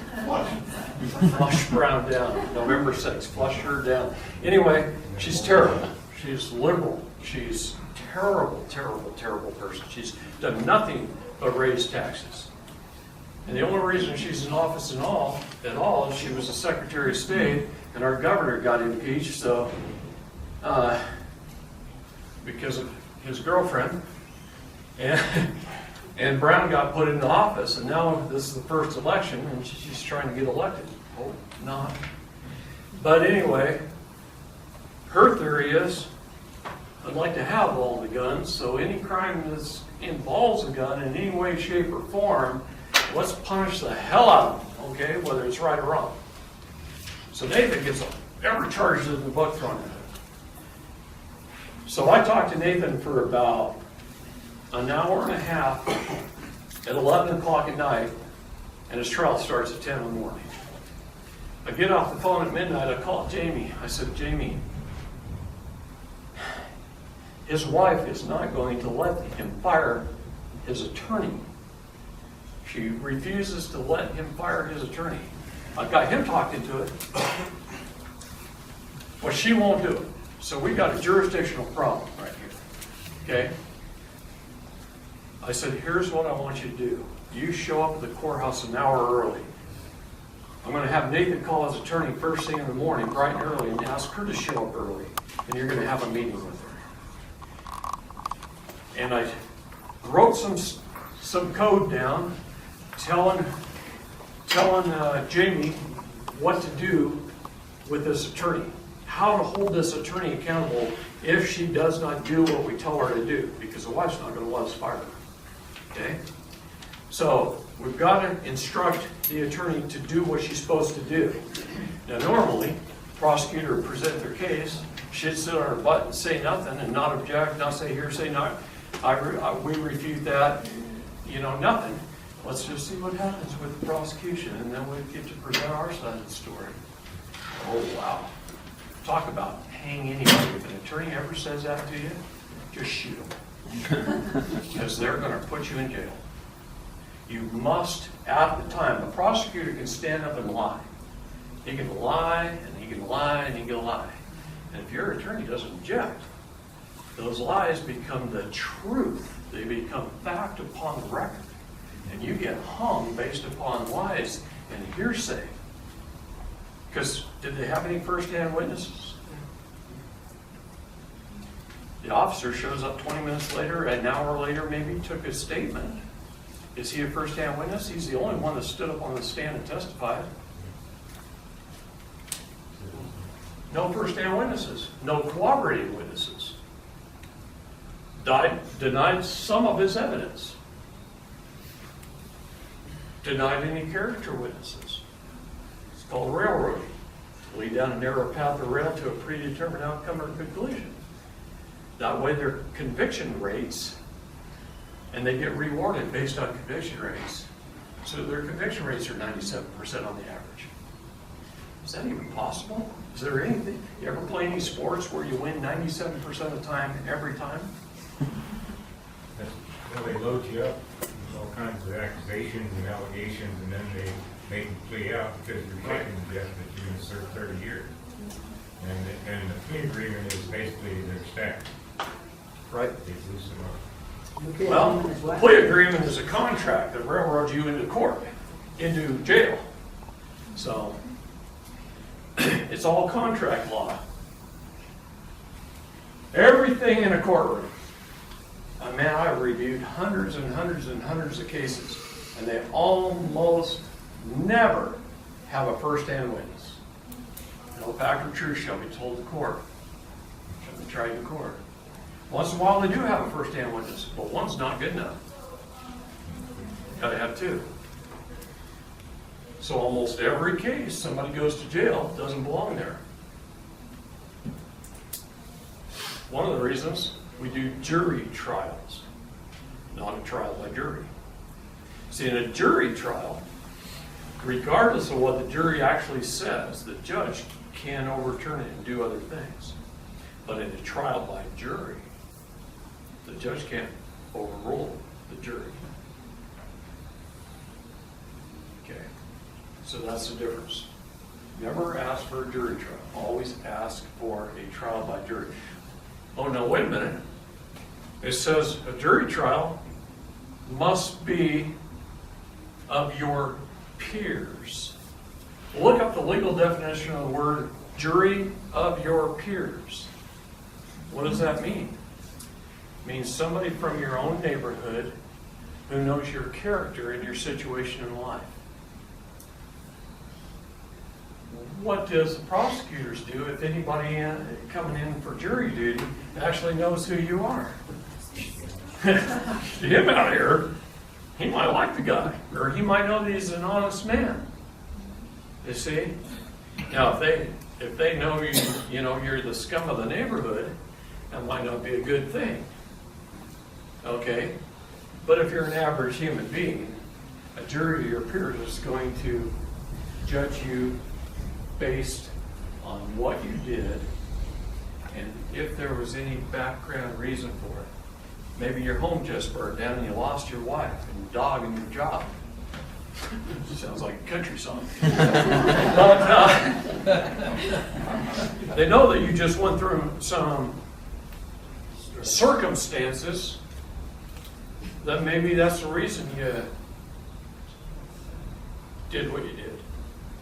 I'm not going to say what it was, but it could have been anything. I could have made about 25 things up there. So the word previously, that is where you come back to those three documents. Because anything you can previously done, if they say, they move along and say they have tacit agreement of you being a citizen, a person, and a resident, and you can say, hold on, Judge, before we get started, there's a little bit of housekeeping to do. So you can't presume that I'm a citizen, a person, or resident because I have previously filed this affidavit with the Secretary of State. And I have previously recorded my patent nativity upon the land, and my deed of reconveyance. I've done 3 things to prove that I have the intent not to be a citizen, person, or resident. CPR. I don't need CPR. Okay? Because if you need CPR, you're going to jail. So, that is why these are the 4 most important words in the law to learn. They hold you by presumption, citizen, person, or resident, assumption of whatever crime it was they say you did. They're trying you based on hearsay and previously. So let me finish Nathan's story. We told his attorney that we are going to hold her accountable to criminal charges of this. I gave Jamie a list of criminal charges that we're going to hold her accountable to if she does not repudiate, refute, rebuke, object to, yell hearsay at the top of her lungs to every word that comes out of the prosecutor's mouth. And Jamie's going to sit in the courtroom and go like this and just watch her. Okay? And Jamie did. She sat in the courtroom and watched her. When the trial was over, she grabbed her little like airport suitcase on wheels and she ran out of that building so fast it wasn't even funny. But I'll tell you what, she did what we told her to do. The jury deliberated for less than 10 minutes. Came back out, found him innocent of all charges. The state could not prove their case. Nathan went home free. Now it's hard to force an attorney to do some of that stuff. You got to kind of scare the living daylights out of them by knowing what you're talking about. And most of us can't come up with that quick. And I understand that. Almost nobody can. It's hard. But, you know what Nathan's closing arguments was? I'm innocent, I didn't do it, and none of her statements were true. He sits down. That was it. They dismiss the jury. Jury comes back less than 10 minutes, finds him innocent, he goes home. So if you can speak up, stand upon your own 2 feet, and yell hearsay, hearsay, hearsay, I object, I repudiate that, I refute that. Go ahead. Did he ever get his weapon back? Yeah, well we did. Got everything back. But here's the deal. You have to have the strength to do that. You got to stand firm. And you have to establish a couple of things that we're going to talk about next. You have to stand upon 2 rights that you have, that we all have, before you can establish your status, standing, and determine your jurisdiction.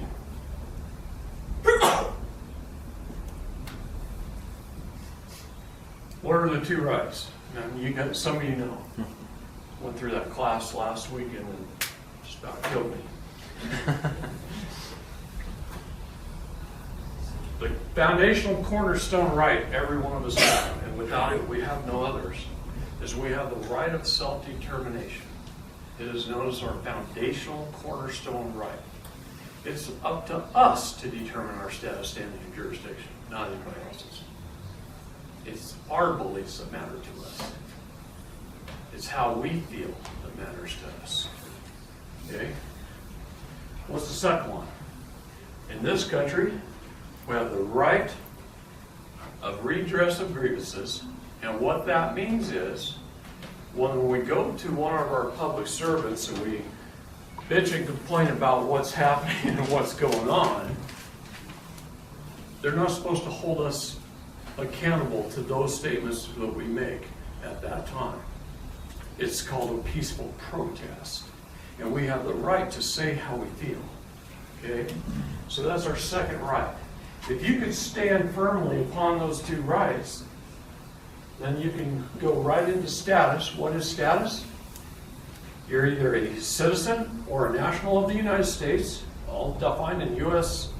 Title 8, status of a citizen or a national, or you're a state national or a state citizen. What is the difference?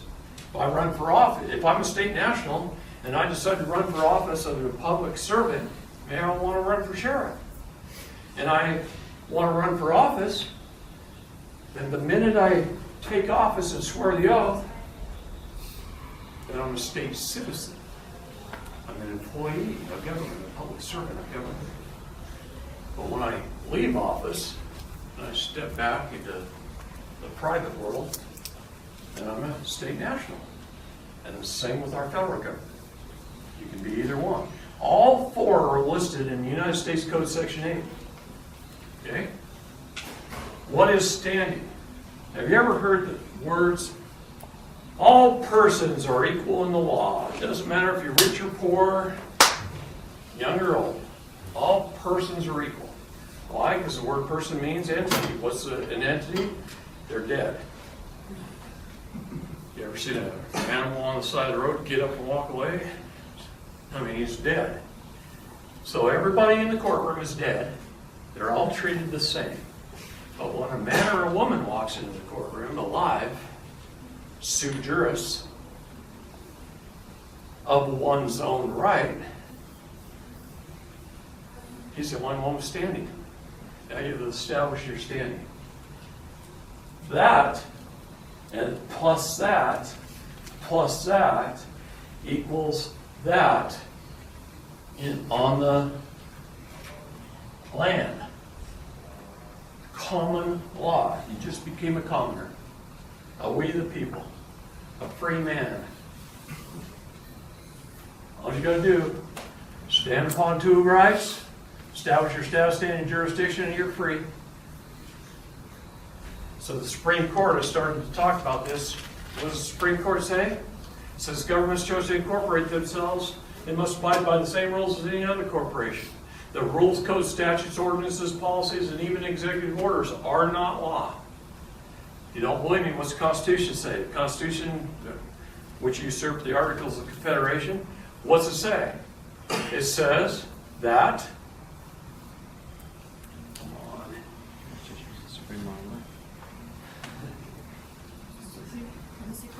I can't believe not one of you can come up with that.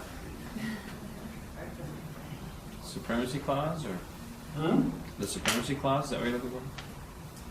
The Supremacy Clause? Is that what you're asking about? No. So Supremacy Clause just says federal rights exceed states' rights. Okay? But the Constitution says, I told you this morning, that's not very long ago. I told you a few days ago. Alzheimer's. I'm sweating to death. I can't even think of it myself now. Pull this little stunt. What was the question, David? Hmm? What was the question? What did I just say before to the Constitution? Articles of I don't know. Confederation. That's what I'm trying to find out. Repeat it back to me. Not the Articles of Confederation. What did I say before I brought up the Constitution? Statutes aren't law. The rules, codes, statutes, and ordinances are not law. The Constitution says only Congress can make laws. Okay, now I have a question for you.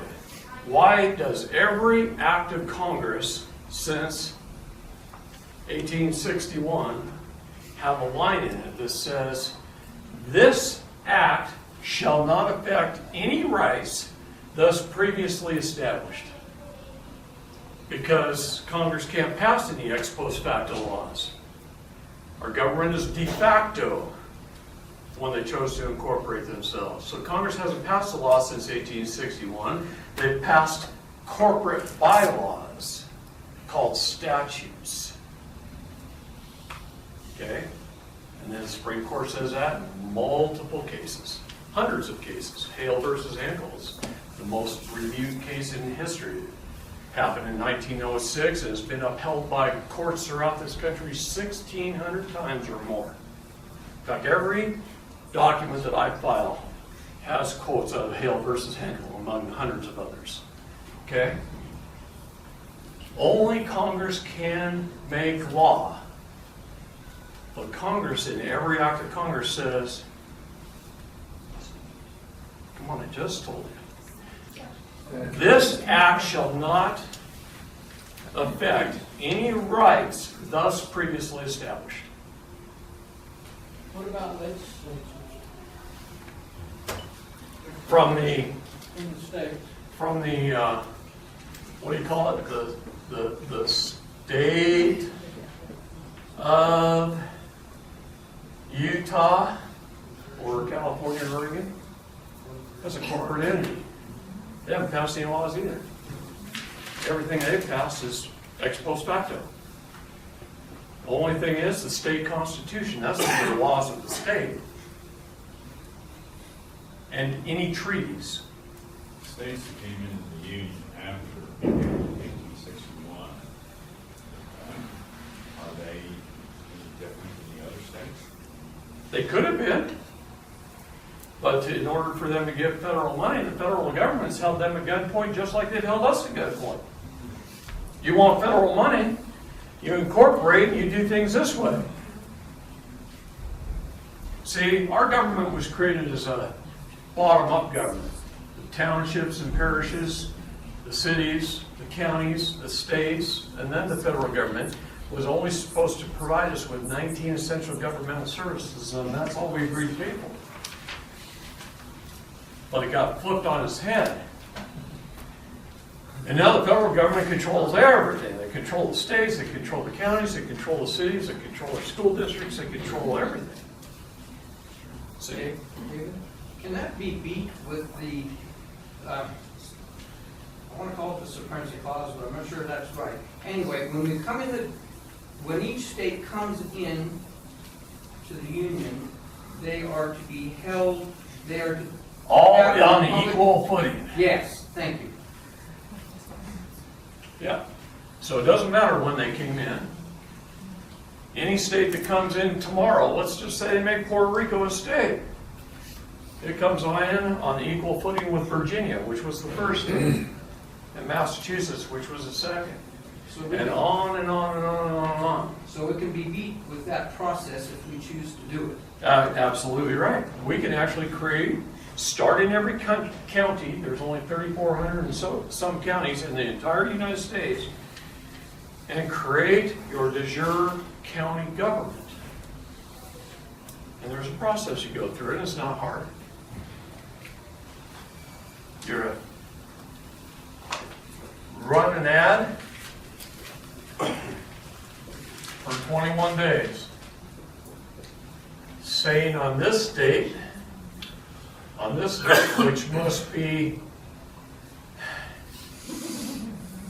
which must be at least 30 days away,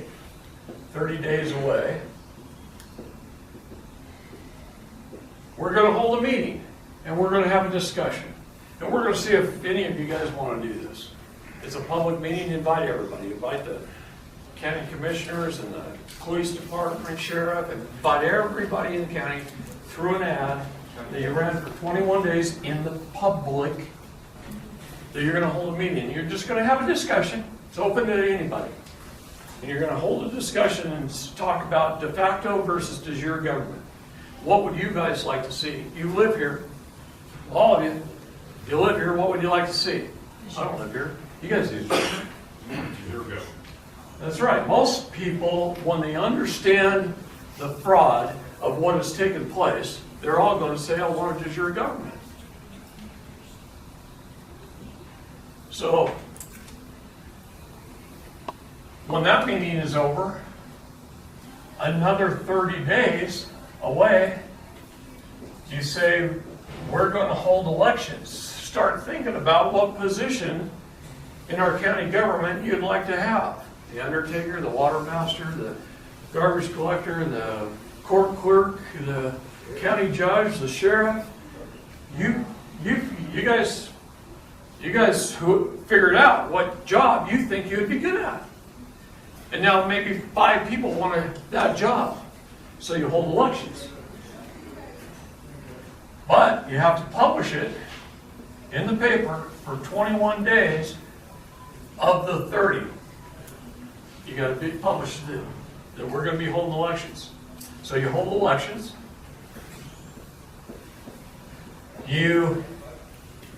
This was the legal process, okay? You hold elections. You're the sheriff, and you're the undertaker, and you're the garbage collector, or whatever, the water master, all these positions that are in county. Most counties, it takes about 75 people. How many do they have down there in the county board? Way more than that. But they sit around on there and don't work. You guys are actually going to work because you want it. Okay? Now, the general public, the rest of the people that don't want that job, they've got other jobs they don't want it. You go to them and say, all right, you're the water master. Your regular water bill is $50 a month. If we do this right, we're going to be able to lower it to, say, 25 down the road. Because you can run it more efficiently than government every time, I guarantee you. So, now, you have to give them a 90-day notice. So you send a notice in the paper 90 days prior for 21 days. You run an ad in the newspaper. All government officials in Cache County, Utah, that were not elected at our meeting that was held on such and such a date for the position, and you currently hold a position, on Friday at 4 o'clock, the Friday after this period's up, please have all your personal items boxed up and your keys prepared. Because there will be somebody there to meet you as you walk out of the building. This is exactly what Iceland and Bulgaria and several other countries have done. And you show up, 3 o'clock, you wait outside the building, and he walks out with his box and his keys, and you put your hand out. And he takes his box in his car, and on Monday morning, you got a new job. Okay. Now, all the water bills that are currently coming in, it just continues to pay the salaries. What you do is you just collapse the corporation, and you have the unincorporated city. There's lots of unincorporated cities in the United States.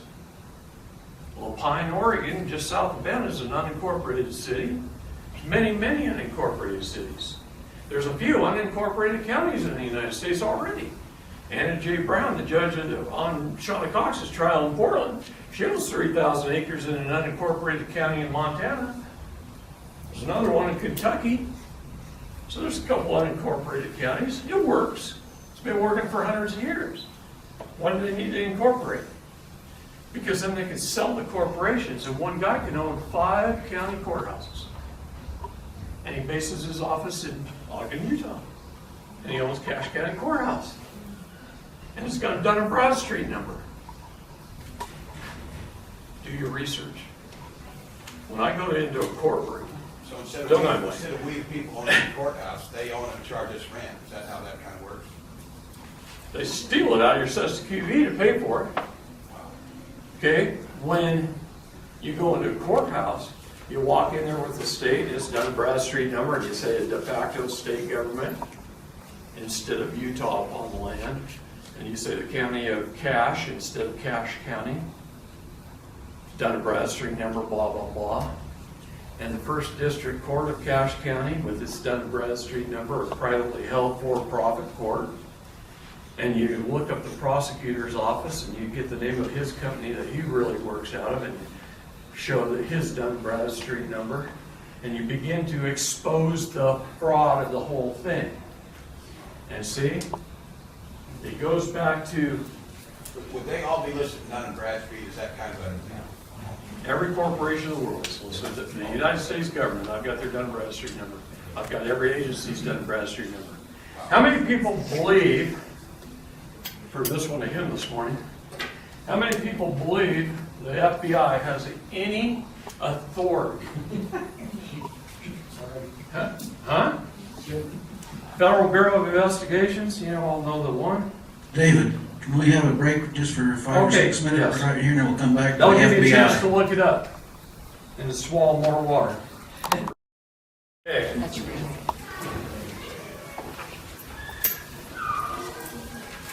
Mr. Lawrence Robertson wrote to the Library of Congress in Washington, D.C., and essentially an FOIA request, asking for information on the FBI. He wanted a copy of the federal charter, okay? And the Library of Congress wrote back to him. And a funny little side note, it says, Law Library, American British Law Division. Okay? It says, Dear Mr. Robertson, this is in response to your request for a copy of the charter of the Federal Bureau of Investigation. Can't hardly talk. Our research shows that while most entities within the federal government are officially established by Congress and defined by charter, the Federal Bureau of Investigation is not. And the date you mentioned in your letter identifies a proposal made in front of Congress that a formal charter be adopted.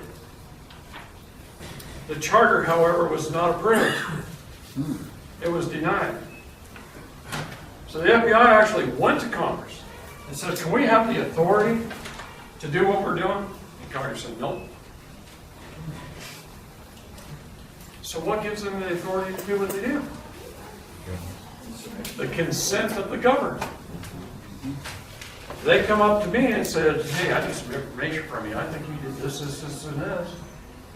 And I said, you don't have my consent. I'm not going to give them tacit agreement. I said, there's not going to be any presumptions or assumptions. No hearsay. No waiver of my rights. We will not have a contract and there will be no tacit agreements. Sorry. And from now on, I plead the fifth. And you just shut up. They can't do anything to you. I got a friend of mine who was arrested. Cops put the cuffs on him. They put him in his cop car, and he zipped his lips. And he got to the police station, and he was put in an interrogation room. They started asking him all kinds of questions. And he just smiled at him, and he zipped his lips. He didn't even say his name. Didn't say nothing. And they took him in front of the judge in a hearing. The judge asked him all kinds of questions, and he zipped his lips. The judge dismissed the case and he goes home. Because he didn't incriminate himself, he didn't open his mouth. He didn't give him any tacit agreement. He didn't give him any agreement of any kind. And he went home. I don't give my consent is probably one of the most important things Christopher learned to do. Here's another trick. Let me tell you one of the biggies. There's a new law that was passed, and McGregor tried that in Roy. And they said he was, someone accused him of something in Riverdale, driving by and not stopping for pedestrians. Anyways, went to court and he pled the fifth. And they charged him with failure to identify. It's a new law. Yeah, you got to identify yourself. But it's how you identify yourself that matters. $300. It's how you identify yourself. It's what documentation you use or what you say. If I would have said, if I was him, He said I it's a would new law, have said, it's on books. It wasn't there. He used to teach law as a sheriff. I understand that. But if he would have said, my name is David, capital letter D, A-V-I-D, lowercase, L, capital letter, L-E-S-T-E-R. I'm from the genealogy of the Straight family. I have identified myself just fine according to law, and you can't do a damn thing to me. So it's all in how you do it. But you do have to identify yourself. That's why you have to carry a passport. You can't just say like some of these idiots on YouTube. Wayne, I'll look right at you. I'll look right at you. I don't care. I know you do. I wouldn't do it if I didn't know you very well. But But you just refuse to give them your driver's license and stuff and say, I don't need a driver's license to go down the highway, and they're gonna ticket you anyway, because you didn't provide the proper documentation. What does the Constitution say? We must be safe in our persons, but back then, the word person meant something different. It was the Reconstruction Act that redefined the word person. Safe in your persons, papers, and effects, right? You must have your papers on you. It's always been that way. It's been that way since King John. Don't they have to establish probable cause to ask for your identification? It's so bad now that these police officers don't even know that. But if I roll down my window, they used to hold roadblocks here in Utah. Just out of random. It's roadblocks on the freeway. And I was coming from Arizona, and I pulled up, and I scanned, I rolled down my window, and I said, what's your probable cause for stopping me for traffic? And the deputy didn't know what to say. He yelled at somebody else, and he told him, and he sent us through. Right. But I asked them that, and they didn't establish it, so they couldn't stop him. Right. All you did is throw up a challenge, and that's what we're supposed to do to hold them accountable. It is our duty to govern. Government lives within each and every one of you. The de jure government is alive and well. It's in each of your hearts. But as Judge Napoleano says, it can't just lie there. Okay? So you have to stand upon your rights, 2 of them, establish your status, standing, jurisdiction, and then you can stand upon your other rights. So I want to talk about one thing really quick. We need to know what our rights are, where they came from, where they're written down. They're written down in lots and lots of documents. How many people can tell me what some of their unalienable rights are? Probably very few. All of them. Okay. You heard me. There's a bunch of our rights written down in the Holy Bible. The Magna Carta lists a lot of our rights. Our constitutions, our conventions, our Bill of Rights, our all 3 Geneva Conventions, the Universal Declaration of Human Rights. But I want to talk about one of the most recent, the International Covenant on Civil and Political Rights. Let's talk about that document for a minute. That was written by just an everyday guy in the 1950s. And in 1966, it was taken in front of The Hague at the United Nations, and it was talked about. They went through this, actually really early in 66, I think it was January. 6 months later, the United Nations had another meeting, and they adopted it in 1966. But they weren't going to put it into effect until March 22nd, 1976, giving the countries that signed on to the treaty 10 years to put it into their teachings at their schools and into their laws and into their constitutions and things like that. As of today, 174 countries have signed that treaty. 174 nations have signed that treaty. Russia signed it in 1992. And in 1992, they signed that treaty, and they used that treaty to build a new constitution. And Russia became a democracy. And President Putin was elected into office. And he's so beloved by his people that they re-elected him over and over and over again. And Russia became a freer country that day than the United States of America is today. They have been a communist country since 1993. What keeps them a communist country in our minds? The media. Okay? Boris Yeltsin was the first president after the collapse. Oh, shut up. He was for a little bit. He drank himself. We're just going to go past him. He drank himself to death, didn't he? Yeah, he did. He drank himself to death. He died.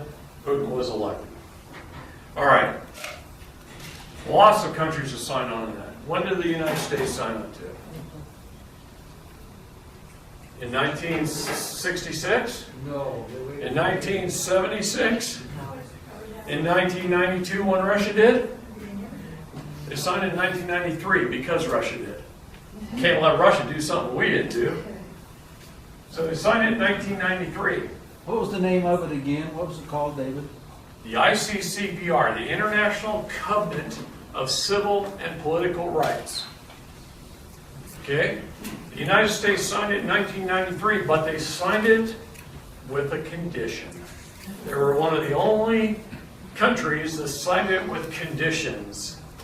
And the condition was that Articles 1 through 27 shall not be self-executing. Well, it just happens that Articles 1 through 27 is the list of rights, the Bill of Rights in that document. And the United States says, no, it's not going to, they shall not be self-executing. What does that mean in the law? It means they're not going to tell us about it. They're not going to put it in our schools. They're not going to put it in our laws. They're not going to bring it up in courts on our behalf. Okay? But what does it say later on in that document? It says that all states, state parties to the covenant, at every level of government, right down to every municipality, every judge, every officer, every agent, every agency, must obey it if it's brought into the light. So if we learn about it, and some idiot from Oregon teaches you about it, and you bring it up on your own behalf, and Article number 1 is the cornerstone right, the right of self-determination, and later down in the articles, one of the major rights that I deal with every day, because I work a lot of child protective services cases, is no one has a greater right to their child than the parent. And there's lots of other rights listed in there, okay? And if we bring it up, we bring it to sunlight, every judge, every officer, every police officer must obey it. And what happens if they don't? All we got to do is pick up the phone. It says right at the end of the document, pick up the phone, call the Secretary of State of the United Nations. And he's going to call the Secretary of the United Nations Human Rights Center in Switzerland, in Geneva. And he's going to call the Secretary of State of the United States. And the Secretary of State is going to call the Department of Justice. And the Department of Justice is going to call your judge. And holy crap, is crap going to roll downhill. Because he's going to jail. He just broke a treaty. And treaties are known as what? Supreme law. They override everything but our Constitution. See, God's laws are called superior law. God and natural laws are superior law. Constitutions of our country and our states, and any treaty thereof is supreme law. What are our rules, codes, statutes, and ordinances, and executive orders and policies? Well, not law at all. Everything else is down here on the ground. They're just corporate rules and procedure. That's right, they're corporate bylaws, and the Supreme Court says that in multiple cases. They're only for employees of that corporation to follow. You're saying the UN has actually done some good? UN's has done a lot of good on the civil rights side. Now, on the other side of the coin, they get like 1.3 trillion a year in their budget, and their mission statement says they're supposed to lend that money back out, except for a small administration fee, to countries that are in need, people that are in need. And I haven't looked it up recently, but about 3 years ago I looked it up. It was 1.3 trillion, and they lent out 200 million. So 1.1 trillion of their money went into the coffers of the United Nations, and they generously lent 200 million out to poor, underdeveloped countries, even though that's their mission statement. I'm just thinking, it triggered me thinking here something. One of the things our county has done is they snuck in some fees on there that says franchisee fees. Well, the franchisee fees, all they're doing is slipping us into the corporation as an employee. You're an employee anyway. I mean, you're not really. I questioned that. But they're holding you as after a presumption. Right. Okay. Yeah. But like I said, you get no explanation whatsoever, and they can't explain it. But you have to pay that franchisee fee. So let's talk about one thing that affects most of us. Anybody homeowners? Well, you think you are, you're not. All property's vested in the state. You don't own a darn thing, because you pay property taxes on it, right? That's your rent. See, I'll tell you what happens. Let's just say, I'll give you several examples. I used to own 20% of the title company. Okay? Young married couple. I'm going to pick on you two because you look so cute together. Young married couple goes to buy their first home, and they go get a mortgage, and they go to their title company to close, and they're sitting there looking at all their mortgage documents, starting to get into sweat and fear because they don't know if they're going to have payments for another 30 years. And the title officer looks at them and says, "How would you like to hold titles?" Well, we didn't learn that in kindergarten through 12th grade. We have a bachelor's degree. We didn't learn it there either. What are our options, right? What are our options? The title officer, they're in this theft process too.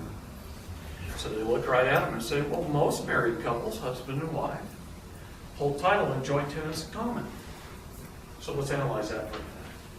Joint, husband and wife, right? First, they have a contract with the state. They got married.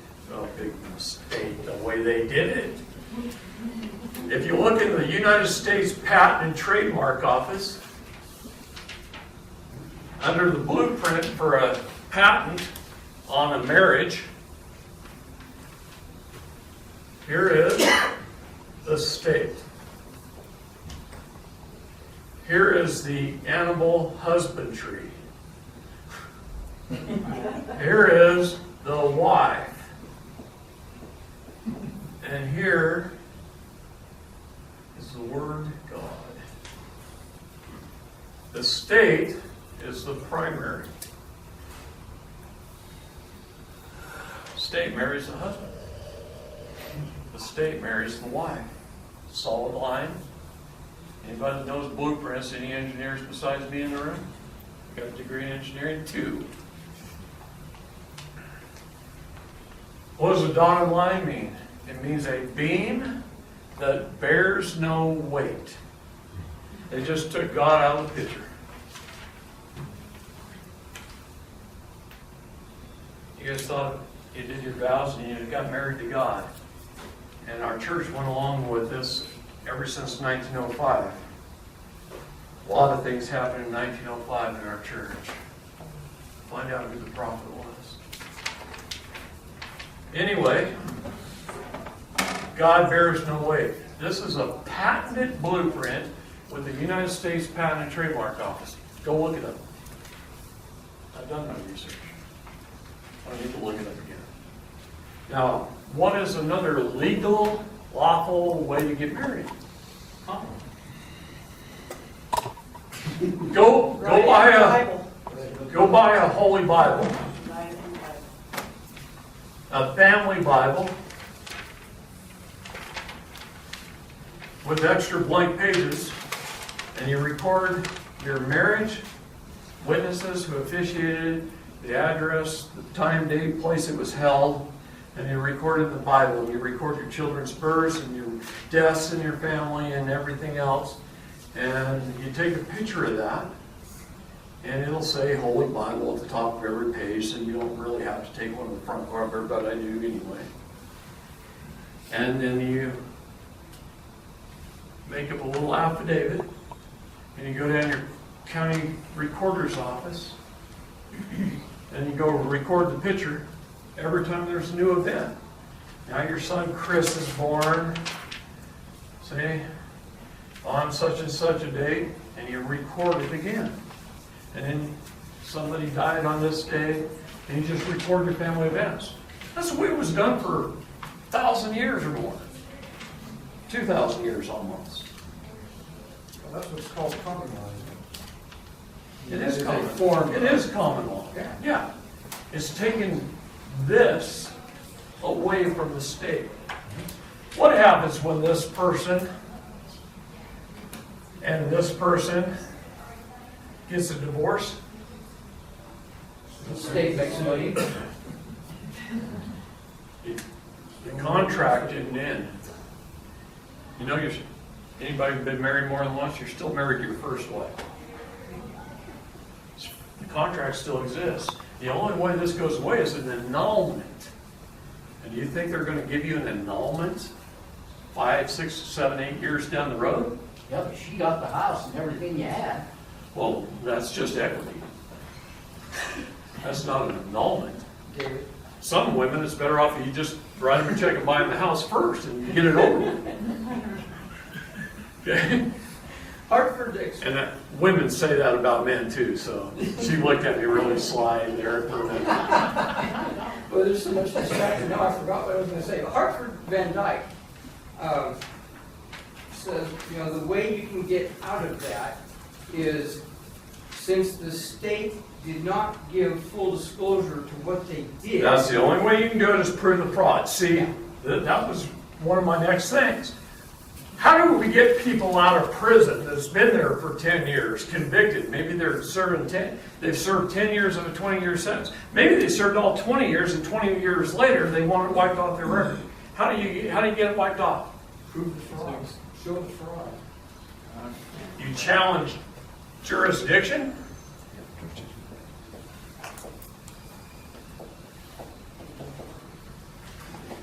And you prove the fraud. Two things that have no statute of limitations, and they vitiate everything ab initio from the beginning. They void everything from the beginning. So if I can walk into a court of law on somebody like your husband or Miriam's son or Gina, and we could prove jurisdiction, challenge jurisdiction and prove it, and we can prove the fraud of this whole ball of wax that I've been telling you right here tonight. Governments are incorporated selves, they don't even have real money. I mean, show the whole fraud, lay it all out, lay out the fraud of the Bar Association. We signed a treaty with the bar in 1947, British Accreditation Registry. Think they're Americans? They're required to register with the Foreign Agents Registration Act, do they? Very seldom, very few of them. Just that alone could throw the case out. I put that in the document, by the way. Okay? Jurisdiction of fraud, no statute of limitations, voids everything.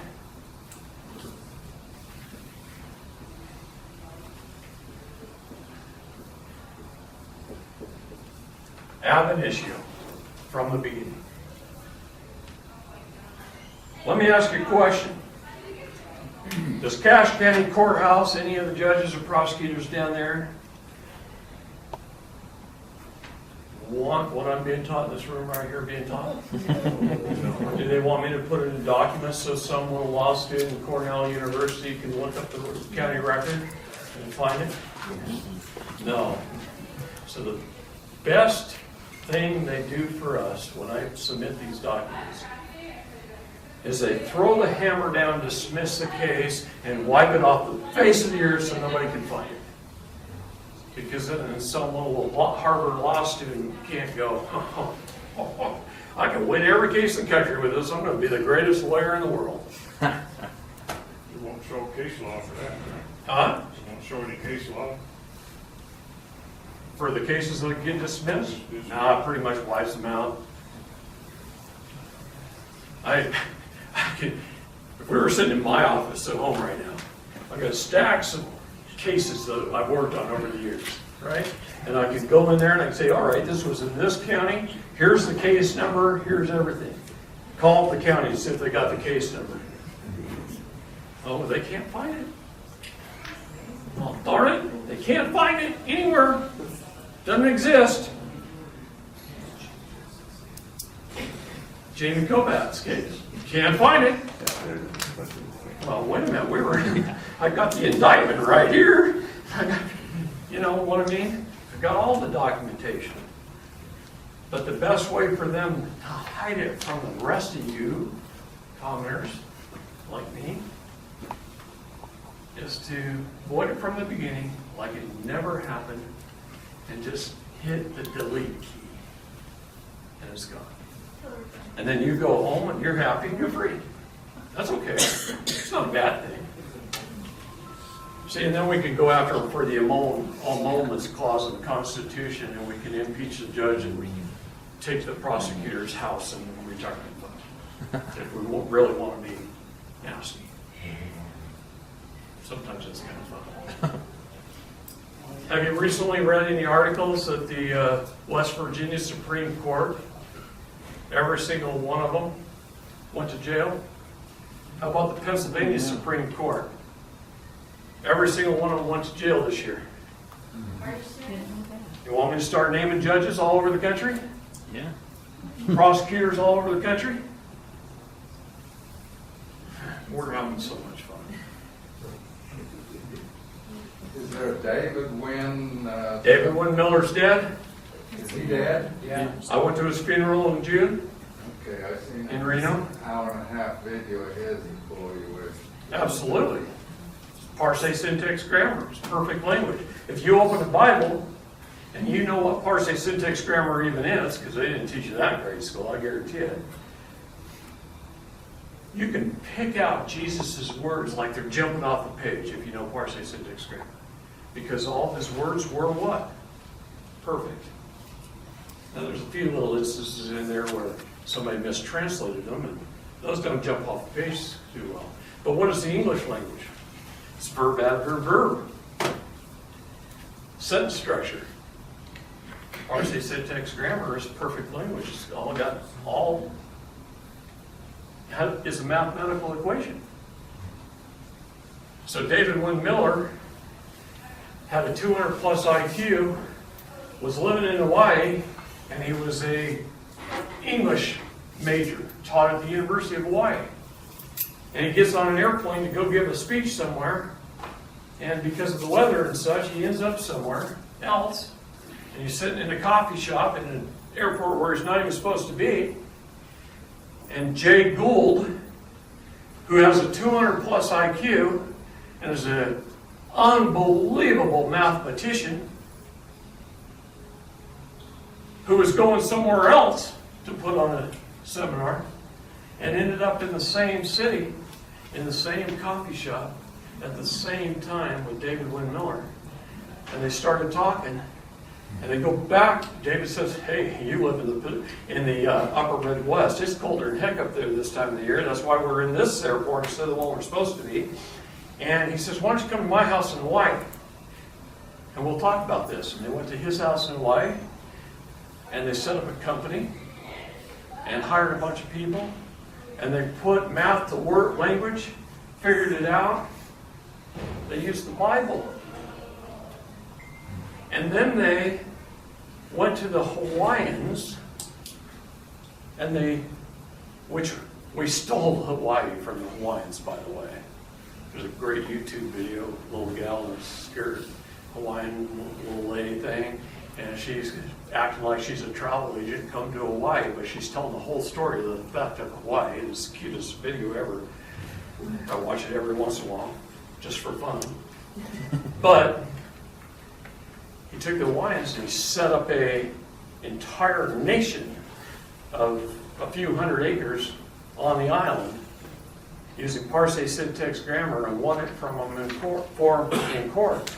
Well, just a little while ago, there was a Hawaii 5-0 episode where somebody in Honolulu committed a murder or something, and they chased him up there. He went up there to escape their jurisdiction. And the cops got to the gate, and they're stopped. They can't do anything. And the Hawaiian on the other side of the gate's going, now you know I can't let you boys in here. And no jurisdiction whatsoever. Okay? David Wynn Miller actually caused our housing crisis. And I lost $9 million, personally. Almost everything I'd worked for 35 years. And I still love the man, because he did what was right. See? But he went in front of Congress, and he proved every mortgage in the country through parse, syntax, grammar was fraud, void from the beginning. And Bank of America had a representative in the back of the room, and they ran out and fire saled all their mortgages, the countrywide owned, to Wells Fargo, Chase Manhattan, and they fire sold it because they knew they were too big to fail, and the government would bail them out anyway. So they sold them all at the same discount, created the mortgage crisis, and we all lost money. I mean, most of us. Okay? And that's what happened. Dave Wynn Miller stood in front of Congress and did that. Jay Gould is the Postmaster General of the world. That's why the U.S. Postal Service headquarters is in Bern, Switzerland now. Because he went in front of the Hague, they testified in front of the Hague, and Dave Wynn Miller and Jay Gould made millions of dollars because they proved the language in front of the Hague, and small little countries all over the globe started saying, we need to rewrite our constitutions. And they wrote him in Parsi syntax grammar and paid him millions to rewrite their constitutions. But he testified in front of the Hague and he proved it. He testified in front of Congress and he proved Parsi syntax grammar. He testified it in front of the UPN. And Jay Gould says, watch this. He says, here's my contract. You guys signed it. He mailed himself in a box from the United States to Bern, Switzerland. And he proved the contract, and he became Postmaster General of the world. And that's his official positions there. Still. But that's what perfect language does. America, all of our contracts, if you want to prove them in Parsi syntax grammar, you'll see that almost every contract is null and void. Now the problem is the courts understand that now. After Dave Wynn Miller won in courts everywhere, all over the place, courts started rewriting their own rules of civil procedure and their local rules in the federal courthouses and their rules of criminal procedure. They started rewriting everything we do and we discover. Once they figure out that we're affecting their pocketbook, they change the rules. So, anyway, are we close to quitting time? What's our time? Can you write that on the board there, the What am I writing? syntax, the language? Terminology. Part of How to it. spell it. You want to know how to spell it? Yes. Okay.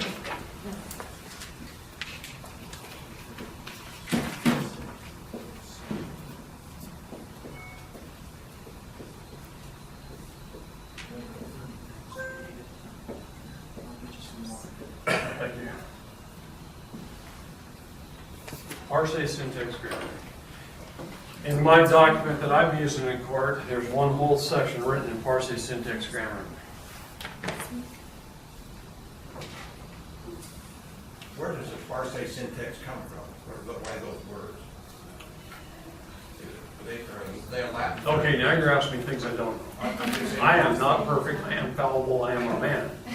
But, It's Latin. Oh, she said they're Latin, so they're Latin words. It must probably mean perfect language. any English majors in the room, you know, you're good at it, I know. So, no, I don't know, I don't care. See, my thing is, I only have this much space in here, right? This big of a hard drive, and I filled it up pretty much. So I can't remember all your names. Won't fit in there. I'd rather remember what's really important. It'll save a lot of people. You need to tell them a little about Russia and about your little. He grows some of the best feed in the world.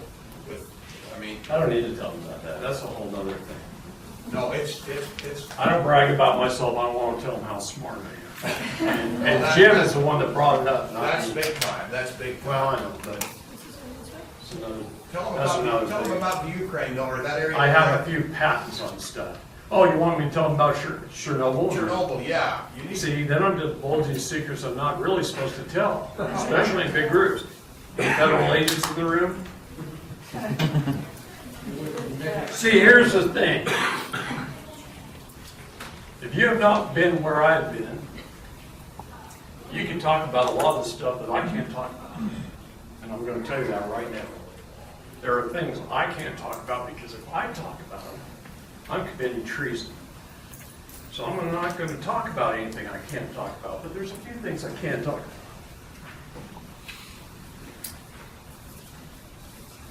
See, I'm a member of the National Association of Retired Intelligence Officers. I don't want to tell you all that, but it comes from military first, and then an honorary gift. Because of technology, the Central Intelligence Agency said I had invented some incredible technology. And let me tell you something about the CIA, because most of us hate the CIA, right? But let me tell you something. There's a 45-foot concrete wall, 45 feet thick, and you have the operatives over here, and you have what do I call geniuses. Because I don't know how do you spell genius? I'm going to go, I'm tired. I really am exhausted. Okay. So, even on my good days, I'm better than most people. On my bad days, I'm better than most people. As far as lawyers and judges especially. I can kick their butts on my worst day. These guys are geniuses. The Central Intelligence Agency has a knack for recruiting the best of the best of the best. The very best electronics expert in the United States, my friend Shields Fair. Shields is 80 years old now. Calls me almost every day. It's like a dad to me. When Shields was 12 years old, he was tearing apart, soldering, and building radio systems. And he loved it so much that he lied about his age when he joined the military. And he, in a 20-year career in the military, he revamped the entire naval communication systems, while allowing the Navy to listen to stuff that they never even could think about listening to before. And then after 20 years in the military, he got out and he became an executive for Motorola. And all of a sudden, Motorola's, everybody's car phones used to be in a box, right? Big old hunky things. And all of a sudden, Motorola came out with little phones, right? Shields Fair. And he was an executive for Motorola, and he grew so big in the company that he was opening factories in Mexico and all kinds of stuff. Well, he also did something else. The CIA recruited him, and he was building listening devices that were about that big. And for 10 years, he placed them all over Russia, even inside the Kremlin. He did all kinds of neat little things like that all over the world. But he was an expert at listening devices. And I watched him open a briefcase one time, and there's like 85 listening devices in here that he had designed and built. Then I have another friend, his name's Dr. Lawrence Royce. Dr. Lawrence Royce was the #1 leading bioscientist in the United States, and he was working at the University of Louisville in Kentucky when Chernobyl happened. And the CIA came in and said, hey, we need you to go run all the doctors and scientists over in Russia at Chernobyl. And the reason why is the Chernobyl was here, and the mushroom cloud was 50 miles wide and 150 miles long. They were little villages. And people were getting sick, and they were dying and stuff. These little villages all over this area, little towns. And there was this one town that they called the Blue Area. And nobody was getting sick. Men, women, children, nobody was getting sick. So the first thing they did is they took over an elementary school. And all elementary schools in the world are pretty much the same. There are 3 walls and a wall of glass in the hallway. And he's standing in this little laboratory they created in this school room. And every day for weeks, he looked across this big giant field, and he stared at the largest grain elevators he'd ever saw in his life. And He'd lived all over the Midwest, seen some pretty big grain elevators, and these were even larger. Well, come to find out, once he made friends with some of the locals and he started talking and figuring out why these people aren't getting sick, their immune system tests were off the charts. And he found out that that town was a chemical weapons biological manufacturing plant. And the federal government of Russia was giving them handfuls of pills to take. And they take a handful of pills every morning. And these grain elevators that he saw out of that schoolroom window were filled with chemicals that had killed the world over 10,000 times. One of them would be full of anthrax. And one of them would be filled with something else. So he calls the CIA buddies.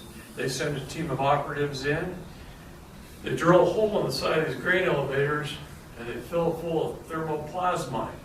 And these things just melt to the ground. And they kill all those bad diseases and bad things in there. So Dr. Lawrence Royce, when they were all done over there, he brought back some of the world's finest Russian and Ukrainian scientists, and they got funding, and he bought a college campus in Boulder, Colorado, and he started the world's only all-natural nonprofit pharmaceutical company because they analyzed what was in those pills. And if your body has the proper pH, all the way from the saliva into the stomach through the large and small intestine, there's different pH levels in your body. And inside those different pH levels live different types of bacteria. And that bacteria digests your food. Lactobacillus salivarius will cure gum disease and make your teeth last longer. And no, you don't need fluoride to do that. All you need is to open a couple of Lactobacillus salivarius and put it on a teaspoon and put it on your tongue, let it sit there for a while, roll around, let some saliva gather, and then about 10 minutes later, wash it down with a little bit of water. And it'll cure your mouth. Well, there's other bacteria that will cure your entire gut. And 98% of all disease starts from it because you have an unhealthy gut. My mother, she used to use soap on my mouth.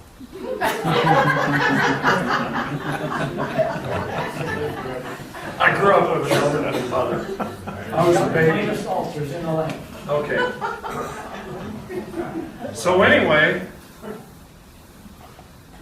what they discovered in Russia is all these tablets, what was in them and where it came from and how did we get them. And the funny thing is, the state of North Carolina grows about 2,000 varieties of Venus flytrap. And these different bacteria live in different varieties of Venus flytraps that have different pH levels. And a bug gets in there, like a fly or any other kind of bug, and it digests it so well that it absorbs all the nutrients of the entire bug into the plant. The plant grows nice and healthy. And those bacteria live in different parts of our body from different types of varieties of plants in the right pH level. So he has this little concoction you make up in a mason jar, and you let it sit for about 2 weeks, and all the solids sink to the bottom and it pickles itself. And then you take and you start with like a tablespoon. And at first really bad, but I learned to like it so much. And then all the solids you can just cook with. It makes great steak marinade and all this kind of stuff. And that concoction for about 3 weeks cleans your entire system, all the mucus out of your intestines. This sounds kind of gross, I'm sorry. But then those bacteria live there healthy, and everything we eat gets pretty much fully digested. Okay?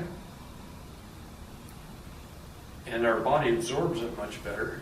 We get much more of the nutrients that we need that normally passes right through our system because our gut's unhealthy. Our pH level changes in our body, so when you I suggest buy paper pH tests, like you could test your swimming pool water or your spa water with. You can buy like 300 of them at Walmart for $6 or Walgreens for $6. And every day, put one on your tongue and pee on one and look at it.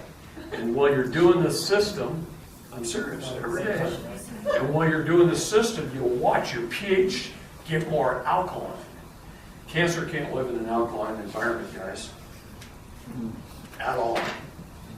It is found that they can cure 98% of all cancers just by changing the pH of your body and improving your digestive system with probiotics.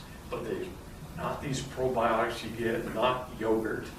I mean, that only helps about one little tiny few inches in your system, and it's 20 plus feet long at different pH factors. But Dr. Lawrence Royce, genius. And the CIA tends to do that. So does that cover? Yeah, where can you buy some of that? Do you have a source of where to get it? Well, his company, you can go on Amazon, look up 2 products.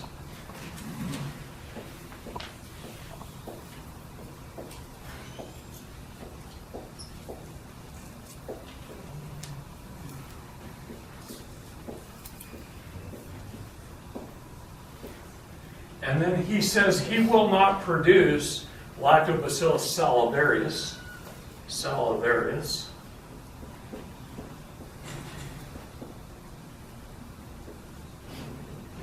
because it's too cheap and he can't make a profit and he can't fund his business that way.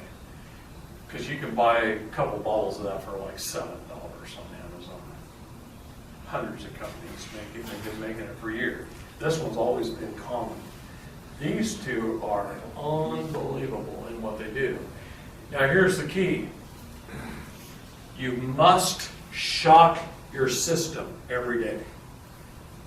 So you want to average 3 to 5 of these a day, depending on your stage in life. The older you get, you should have more. And this, you want to get average 2 to 3 a day. So one day you take one day you take 7, the next day you take 2, the next day you take 6, and you just keep shocking your system. Because if you don't, it's not as effective. You need to shock it, and then your immune system reacts. So you just keep shocking your system by varying the number of tablets you take. How has that helped your health? I'm up here, I don't get any commission for selling his product. I just thought of that.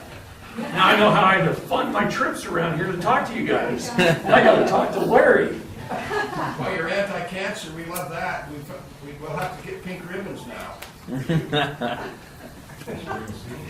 Tell Clyde here to tell you about soda and syrup. Oh, they use baking soda on YouTube, some of them do that, but some of these enzymes they probably do a better job just because they're more efficient than. Well, pretty much these guys were handling things like anthrax and their bodies were immune to it. Okay, I'll go with that. What does it cost you, say a month to use these? You can buy 2 bottles of this for about $70. That's about a 2-month supply for one person. So about $35 a month. This one's a little, I don't know offhand. My wife buys it. You know, I don't get to spend any money. It's probably about $35. And this is like $7 a bottle. And that'll last you, so a couple dollars a day. I'll tell you what, it's cheaper than any prescription the doctor's going to give you. Well, Don't do a doctor. now, one other thing you need to show some pictures when this over of what you've done with this guy, Feed the Animals. It's incredible. He's got greenhouse stuff there that are plus your gold chips. No, don't even get into this stuff. Steve. David, would you tell us what it's like to be in the position that you are and being a free man? Oh, the free man part of it's really good. I mean, I don't worry about stuff anymore. I mean, cop puts on his lights behind me, he walks up to his window, I say, Is everything okay? You created an emergency where none existed. How can I help? I've got my sidearm right here. I can help you. I'll back you up, buddy. I'm trained. Okay? Or you can just shake his hand, smile, how you doing?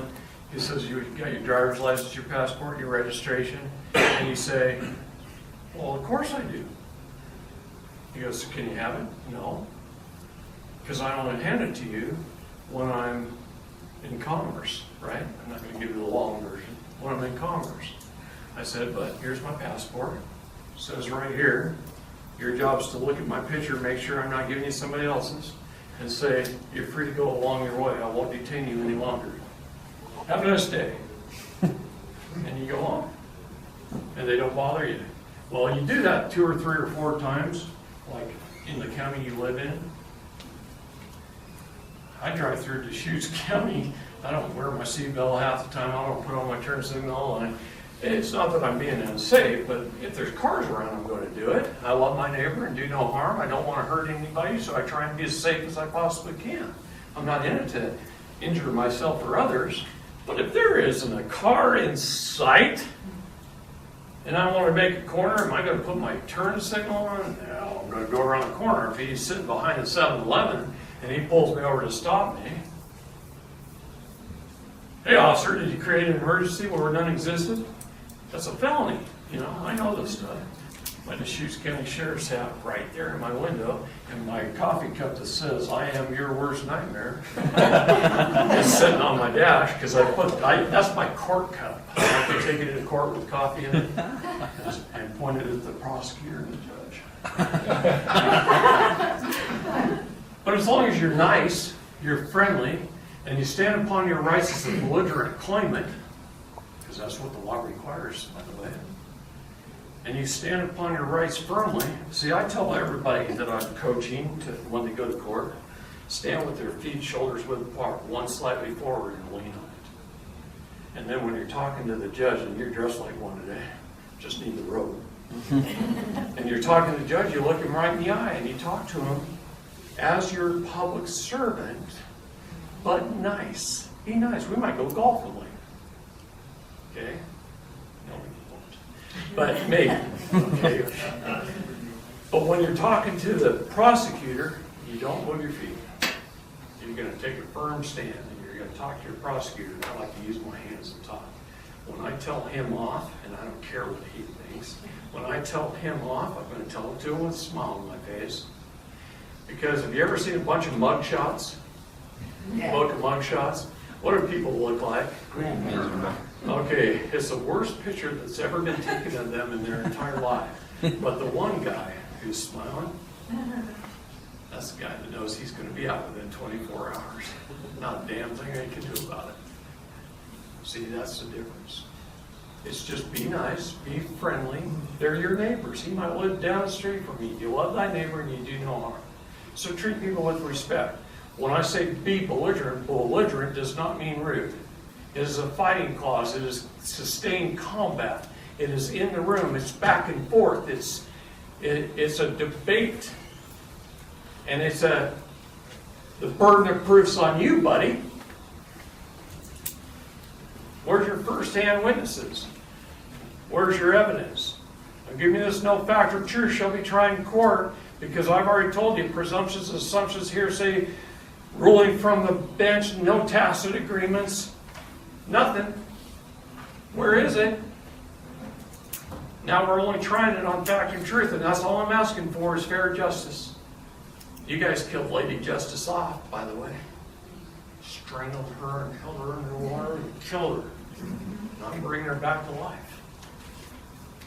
See? Take the CPR. Okay.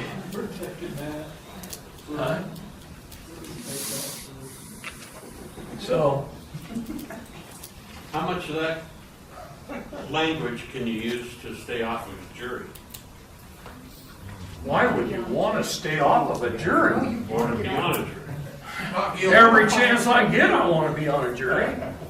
God, I pray for. That's the one thing I go to the mailbox for is a jury notice. That's how you change law in this country. You don't just judge the trial, but you judge the law. And even if a man is guilty, if the law is bad, you acquit and deny that law's existence. See, it is better to let one guilty man go free than to convict 1,000 innocents on bad law. And what's happening in America today, 1.2 million statutes, rules, codes, statutes, and ordinances are not law. Supreme Court of our United States says so.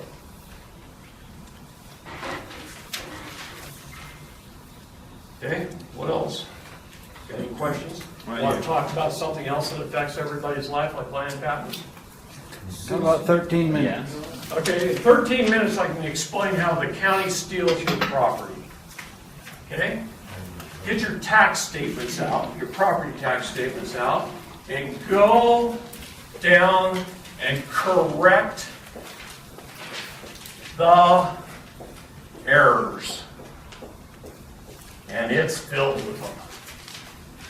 It's got your name in all caps. It's got your address on it without a name care of. It's got your zip code. Heck, isn't it your property? Can't you name it any dang thing you want? See, I live at 61037 Groff Road, according to the post office.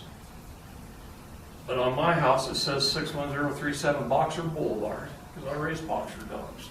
I named my own damn street. Goes right in my property. See? Because I took my property back. See, the United States Code says all properties in this country shall be in metes and bounds.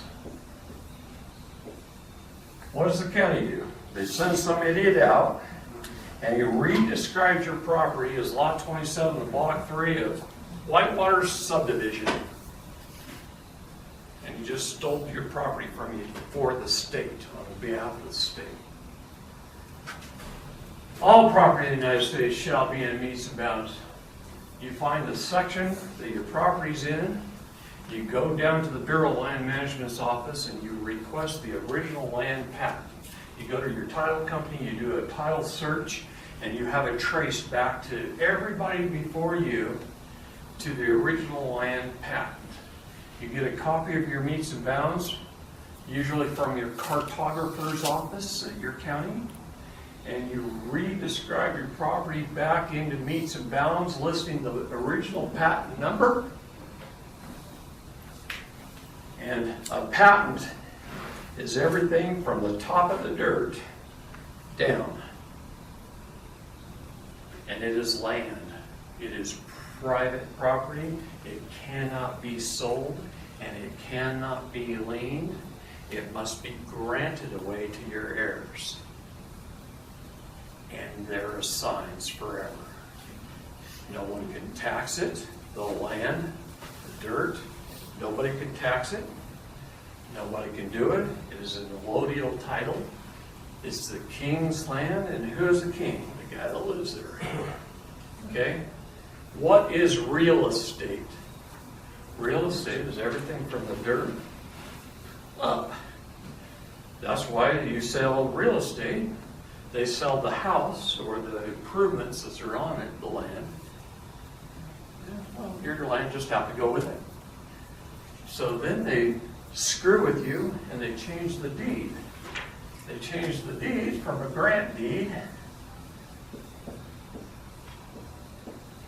to a warranty deed.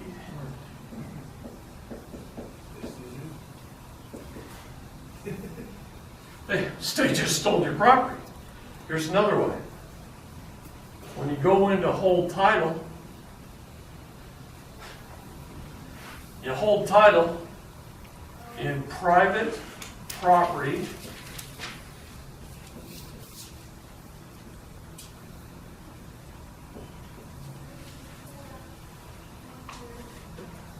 in land patent.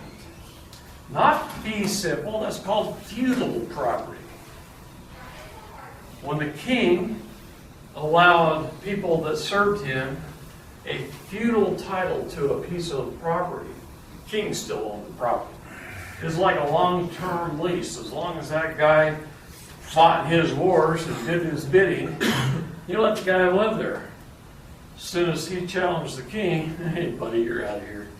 Okay? And that's what he did. It's a feudal property. It's fee simple. Now, what is a joint tenants in common?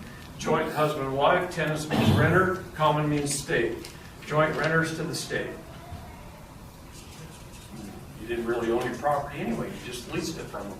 And how the law writes it is, you have the express ability to make a profit or incur a loss. And I lost $9 million in real estate because I didn't know this back then. But I knew it now. And I corrected my errors. And it's not that hard to do. Taught a good friend this back in 2008, and he became probably the nation's foremost leading expert on it. And this is his first edition of this book. He just doesn't exist yet.